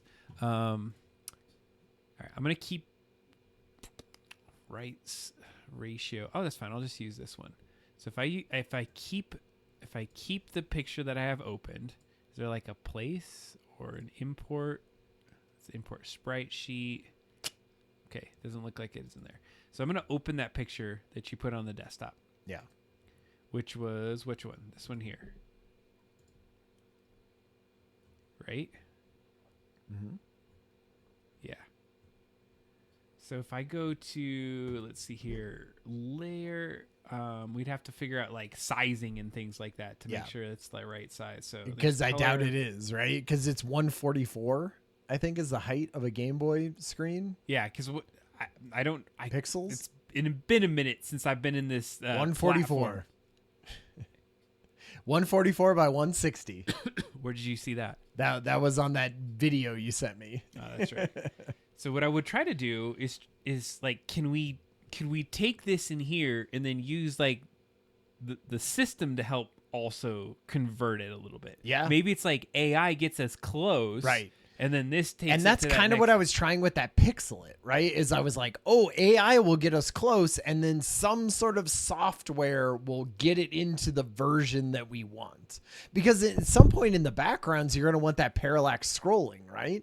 And so you'd be like, oh, right, when we're in here and we're walking down this long hallway of brewery kegs, there's some that are in the foreground and some that are in the background. And I assume we would have to do that and cut those apart. But if like the AI could at least get it to the point where it looked good at 160 pixels tall. I want to see something here. We're gonna try something because you could be completely right. This is just gonna be trash as to what this would look like. I'm gonna open up GP Studio and just see default. Can I even get that picture in here? Because I think there are some limitations where like, yeah, this is too big. You're not going to be able to pull this into. Well, and you only have like how many megabytes? Like it's like 4 megabytes or something like that for every single asset of a Game Boy game. Yeah, that's true. I have that in a tile. I think so. Yeah, so it's PNGs. Yep. And this is where I have some questions too. We'll get to my questions and concerns tab. I like that you have a concern section in here. I have concerns, All right, that's fine. I mean, hey, like that's part of it, right? Yeah, you have to be like, hey, if we have these concerns, how do we deal with them, or do we just dismiss them and work around them in a certain way? I think I put that in the wrong bucket because we got to put that in the background. So hold on a second. Let me grab this. All right, so where it is, test background. And I think the colors are off. It may actually not load into the system. I've seen this before, though, where it will load certain pieces in there. All right, so we threw that in there. It has more than these weird, like, boxes at the bottom, too. Yeah, we'll just see how it goes, though. Okay. So what I'm going to try to do is pull it up on the stage. Yeah. And see if we can't create our own... some kind of background. So we're going to do a scene. Let's chuck that there. And then we're going to... test background. Wait, where is it? It was up higher. Higher than that. There we go. There it is. Test background. Did it like pixelate? It changed it. It changed it to red. Too many pixels. The background contains too many unique 8 by where the limit is 192, meaning it may not display correctly, reducing the amount of detail in this image. Okay, fine. Sure. Let's just randomly that's huge, so we'd have to figure this part out. Sure. Clearly it's too big. So maybe let's do this. I'm going to we don't want that to happen. So if we're in a sprite, we have this one right here. There's got to be a way to crop it. To crop is right. Like, how do you crop it? And then size it. Can you just pick this version of it? So that does just it. Like copy and paste that into a new canvas. See, right? It's like you've done this before, right? Okay. There you go. So there's that. Now size it to 160 height. So how do we size something? File, would it be preferences? Layer, maybe. No. Canvas size. There we go. Okay. So keep the ratio. Trim content outside the canvas. No. So what was it saying? Like 160 height. Let's just try 160. That's a good idea. No, because 160. Oh, it's gonna crop it though. You don't want width. It was gonna crop it. Oh. Did you see that? Yeah, I mean, so what? No, we don't want canvas size. We want sprite size. There we go. The 160 is the height. Let's keep it this way. If that's as big as you can go? I think you can go big. The height, though, because you're on width. So it'll be, so 357. Okay. Now, what does that look like? Okay. It look terrible. Totally. Okay, so save as. Yeah. And let's do this. I'm just going to do it at a desktop. Oh, it's an A-sprite file, so I have to export it. So export as. Everything's good. PNG. I'm going to call this one sized. Size BG. Okay. Export. And I hope I export. And I would love to see how big is that file too. Backgrounds. Let's see if it is in here. Do you see size? No. Where the hell did I just save that? Okay, don't save. Shit. Where did it go? Backgrounds. In here. What was it called? You called it something different, or is it? I did. So here, let me do this. I'll just do a file. export as, and where the heck is it saved? Oh, here we go. So desktop, and then this is the RPG, assets, backgrounds. We'll just call it size BG. There we go. Cool. So now if we run it, and these are the little things that we would probably do. Yeah, We'd because focus the session like, let's get backgrounds figured out and see if we can. Because I need to know like how many of those can I do? Like what? Like how far do I have to take it, or can we use some of these for just these AI backgrounds? Is it not in there? Sized? It was called sized, right? Shoot. It wasn't in there. Backgrounds. Did I put it in the wrong folder? Maybe I put it in this one. Hold on a second. Let me just double check. Oh, put it in the wrong one. The character one, not the background one. All right, here we go. Paste it in this guy. And now we'll do this. There's some hope here. I'm really hoping this is going to work. Because like, if you get it to like a state and then you load it in, it should convert it itself, is what I'm seeing. Great. And if that's the case, there we go. Sized should be. Oh, I saw it. Size BG. And like, what is it saying? It says background width or height is not a multiple of 8. Background contains too many unique 8 by 8. Oh, that is okay. So 810, where the limit is 192, meaning it will not display correctly. So there's too many unique pixel sizes. So that makes complete sense. Is that there's a certain limit of like detail that you might be able to do. You have to do it. This was one of the questions that I had, right? Because like it was different. So when I saw like the video that you sent me, right, of like, here's a guy who has built something in this. Yeah. It seemed like he had just built one gigantic PNG to throw into the background of his like platformer that he was doing. And I was like, why isn't this background that he built more complex? If he could just throw in whatever freaking PNG that he wants, why is there like all these similar blocks in everything? It's because you can only have a certain number of pixels. But then, so if I reuse, so would I have to leave pixels blank in this? So like, let's say I had a barrel pixel. Yeah. Like a barrel 8x8 thing. That's the top of a barrel and a bottom of a barrel. I could leave the background blank and just add in those barrels where I wanted to. And that would like save me from having a certain amount on the screen. So it's almost like you can have a certain amount of unique shit on the screen at one time, but you have to have a majority of sort of duplicated crap in the background. Yeah, yes. So, okay. So that was one of my questions. It was always like, because if I could just do whatever background I want, like these badass, like, you know, this super sweet. Here's your background. Oh, man, it looks awesome. Look how sweet that looks. Dang. Because what it's doing is it's probably taking a certain amount. So, I mean, but we're getting somewhere. Yeah. This shows me that, like, you took a picture, you got the lights. It looks like shit, obviously. Yeah. But what if we were able to figure, okay, well, it said it was like 800 and we get it to 192. So you get to the simplified version of this. But then if you move one frame to the left, do I now need to have the exact ratio of simple and reused versus unique is always... It's in the whole piece of it. And so if that piece is a gigantic long hallway, that's different than if every scene is its one own little square. You know what I'm saying? Like if there's that, you know, like they show with the elephant in that panoramic shot of like the generic version of it, right? Where it's like mountains in the background and stuff. Is that just one long PNG that they are sacrificing all of that uniqueness to?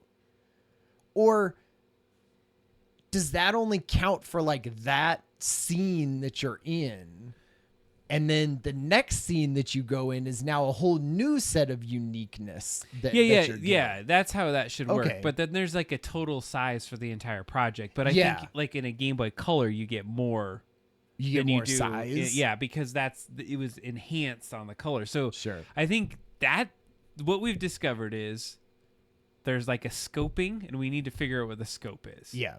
And I was playing with this, and there are a bunch of discussion. Okay, here's a good way to put this. I'm gonna open up another sprite. Let's open another background. So if you took, let's just take one of these Metroid backgrounds, because I think this is a great example of it. Okay, so if you look at this background, all of these like singular color boxes, it's like a bunch of green in there, right? Yeah. But look at, you like have this like chunk of it. Think about it as tiles. Yeah. So repeated. So then it has like it's almost like an instance. But when you're putting those little pieces and you're constructing it. But it's weird that you're making it out of one gigantic. I could see that if you were like, here's my tile for the floor. Yeah. Right? And then you're like, now add 8 tiles across that are the floor. Mm-hmm. But you're not doing that. You're just downloading one gigantic PNG that is the background. How does it know that this one tile of 8 by 8 pixels is the exact same as the 8 by 8 pixels? If the 8 by 8 pixels next to that one has 1 pixel difference, that counts towards my uniqueness. But then like, so it starts at the very left-hand side of the PNG that you're uploading and does 8 pixels to the left of every time. It just seems weird that it's built in one gigantic thing, but it's still like taking it away from the amount that you're allowed. It just seems like weird that I would go, just upload this gigantic PNG and allow it to be, if it's if it's under the size that you need. I don't think it's the size. It has something to do with like those unique, because it knows those are the different pieces. This guy's choking over here. Well, it's 11. I'm like losing my voice. Yeah, you've been very animatedly excited here. So I think can we look at a couple other things, because I know this whole rabbit hole of like, this is how the art is created, I feel like is going to be a big part of this, right? Oh, yeah. Like of how we compress all of this stuff and how we do it. Okay, so the last things that I want to do, so that was sort of my art. Okay. We also have music and sound effects that we have to figure out, right? For sure. So I have access to this Envato Unlimited for a little bit, so I've downloaded some placeholder stuff. I think we should, not now, obviously, because we're getting too late. But then also like, there were some from those videos that GB Studio Community has some, and Coffee Bat has some that he's made that are like in the because they have to be converted into the style of, there's like a very specific like file format for music in GB Studio. So I don't even know if these Envato things it's all going to be too because I think your concept of this is we would create all these assets and just chuck it in and like put them all together. We have to do it within the constraints of what the platform is going to be. Yeah. Okay. So what we would do in any of these cases is, here's the reference art, make it pixel to make it work. Yeah. Here's the music, make it how it aligns with this. We're going to try to recreate it, but in pixel version. Yeah. Okay. I don't even think we should get into story right now because we don't, because like that. So that's a whole story side of this. I did just start dumping things in here of stuff that I like. How do we interact with enemies, right? Depending on, are we shooting them? Are we meleeing them? Right? Are we focused on like platforming stuff, or are the enemies the challenge, right? Like these were all just sort of things I started thinking about as I was playing games and doing stuff. I did understand, right? Like when that video that you give me, like what is the resolution that I have to work with? Is that the same for mobile and desktop and Game Boy and all of that? Still some stuff about how we distribute this and things, but I heard that, but I saw some good things. Like it has that analog pocket now that you can put things and everything, which is, it's amazing. a ROM. Yeah, it's just a ROM. Exactly, it's just a ROM. I could put it on the Mr. Easy, right? And then what size do we have to work with? Does yeah, does Skull Bobs have enemies? That was let me tease you with something from the story before we go. Yeah. Okay. So, inspiration for story. Oh no, wait. I don't even want to do that. I just had it in I have it in a Trello board of mine. Okay. We can come back to us. So that was a lot of the stuff that I had been thinking around. No, I appreciate showing the breakout and fleshing out our mural board from last time, because it's like this is adding a lot of those additional elements. And so I feel like I could answer a lot of these questions. There's a few of them that we need to research. And so as a next step, and let's say like some actions from this is that we have all of these different boards, and I think what we need to do is piecemeal it into almost like a milestone thing. And so we're going to like say, maybe we don't start with the character and all the shooty stuff about that and say that we know we're going to work on a character, but let's like get the bigger backgrounds figured out and seeing what we would need to do. What I was going to show you before I know we're nearly at the end of time here, but if I were to like open up one of those other sprite sheets that we had, so let's take a look at, let's see here. Like that one is like a room. So it does but it's pretty simple. But the one I was going to show you is this one. And we kind of did this before.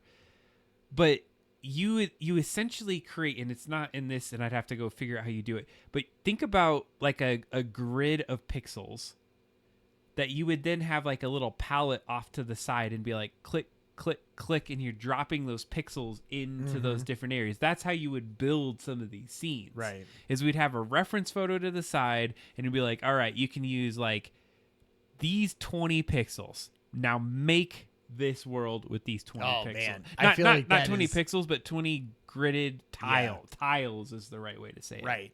I feel like that's the type of thing where you go, now it's a forever project, right? Like the scope, for creating the art for stuff like that, for having lots of different backgrounds and different things that we want to do to tell a story, I feel like that's hard if you're making it yourself, right? I'm trying to like, I don't know if like you put the tree in, it's like you have an asset pool of like, we know we're gonna have this, and this in every one of our levels moving forward. Well, and we create those assets and then we drop them in like that. But that's like, so instead of the background with the basement with all of the barrels, and they're all like bespoke barrels that go back, you would create one barrel. Yes. That is like a 16:8 or something sprite, and you would just duplicate that multiple times. So it's less about. It's almost like we need the AI. Yeah. If we're creating stuff with AI, to create less sort of like fully complex backgrounds, because we're never going to be able to use that on a screen, right? We almost needed to create the pieces that we're going to duplicate throughout it. So it's almost like that's how the art is going to be done. We're going to be like creating stuff and being like, ooh, that would be a great piece to pull out and add it to our collage of pieces that we're going to build to make up each scene. It almost seems like. But to see, this is where we scope ourselves down, because if we would have went the path of like creating epic scenes for everything versus now just saying, okay, here's our limitations, and we're gonna build it up from this kind of base. Right. We have this whole like palette of different like little chunks and pieces that we get to drop in there. And it's almost like it's funny because it's almost like the opposite of what makes it hard from before, right? Before, you wouldn't want to build out an entire thing like that because you need an artist to hand draw you an entire scene like that, right? Like the basement scene, say. Whereas now you almost like that is too easy to get, is this background. So you need the elements of it because of the size restrictions. Anyway, I have learned a lot tonight, even just asking you things and posing things and showing you stuff. It has been very helpful. I appreciate that. It was good. And so I think we've got to a point right now. Yeah. Where we've got a general gist of like, can we agree that GB Studio, are you feeling like comfortable enough that this is the right? Because like any more of this, it's going to be ridiculously crazy. No, you're right. Like I feel like we just have to work within the limitations of what that is, right? So you know, it's one of those things where having that limitation, I'm hoping makes it for an even more creative like process, I guess. Right. So I'm good with that. GB Studio going forward for the Game Boy project. Hell yeah. No, I think we got it laid in. Thanks for all the work at getting that all squared away. Totally. So apparently we have some funny troller in here that will only dashboard WS players. Anyways, we will get back to this Game Boy. This is going to be probably a year project as we move forward. Yeah. I'm anticipating, but we're going to have little mini pieces of it as we start to build this out. And so I think one of the things that we need to do next is figure out what is the element we start with. Yeah. I think a little bit of the interaction, and then maybe getting some of those backgrounds figured out, so we can at least say like, here's the level, and then here's the interaction that we can do with that. Well, and I think having those backgrounds of being like, how complex can they be? How much do we have to reuse? How much do we have to like build ourselves versus how much can the AI help with? Will be important. And I think next time we should talk a little bit about story. We should talk about what we're actually what the actual theme of this. Like, I've come up with a bunch. So I thought about this, and this is like a good kind of end point, is that you could do a really, really good story with, I'm not going to say I want to make a mediocre kind of gameplay, but you could really, even with what we have right now, I think you can make an amazing story. Yeah. Or you could like really focus on that gameplay and make it just a little like simpler. Sure. Or a shallow story. Or you can kind of try to balance it a little bit where it's a fun of enough story. Yeah. And then like there's that cool little extra fun of it.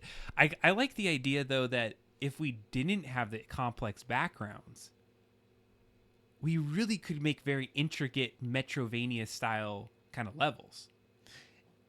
If you're saying like put your pixels towards the animations and things like that for it, and the weapons, and those things little like cutscenes, that, right? Because the cutscenes you can use more pixels, like however that works, and I think there's only a certain amount of cutscenes we'd be able to use for that. Okay.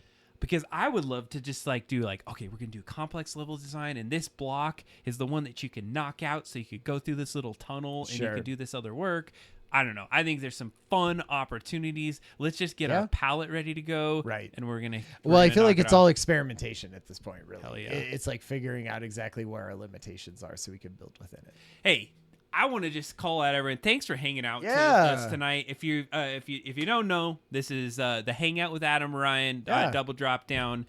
We love hanging out every other Thursday night. We're going to be building a GB Studio game for the next probably year here. And you're going to see a lot of this. You're going to be able to play it with us. So if you don't know about us, hey, come and hang out. Yeah. Come and hang out the Discord. Help us make it. You're going to get to play this with us. Exactly. We want help and advice from the chat at all times. We also play video games too on this. Like, I will probably be playing, or I had to miss it last weekend because we had a swim meet in Denver, but I'm going to be playing Alan Wake 2 on Sunday mornings. Alan Wake 2.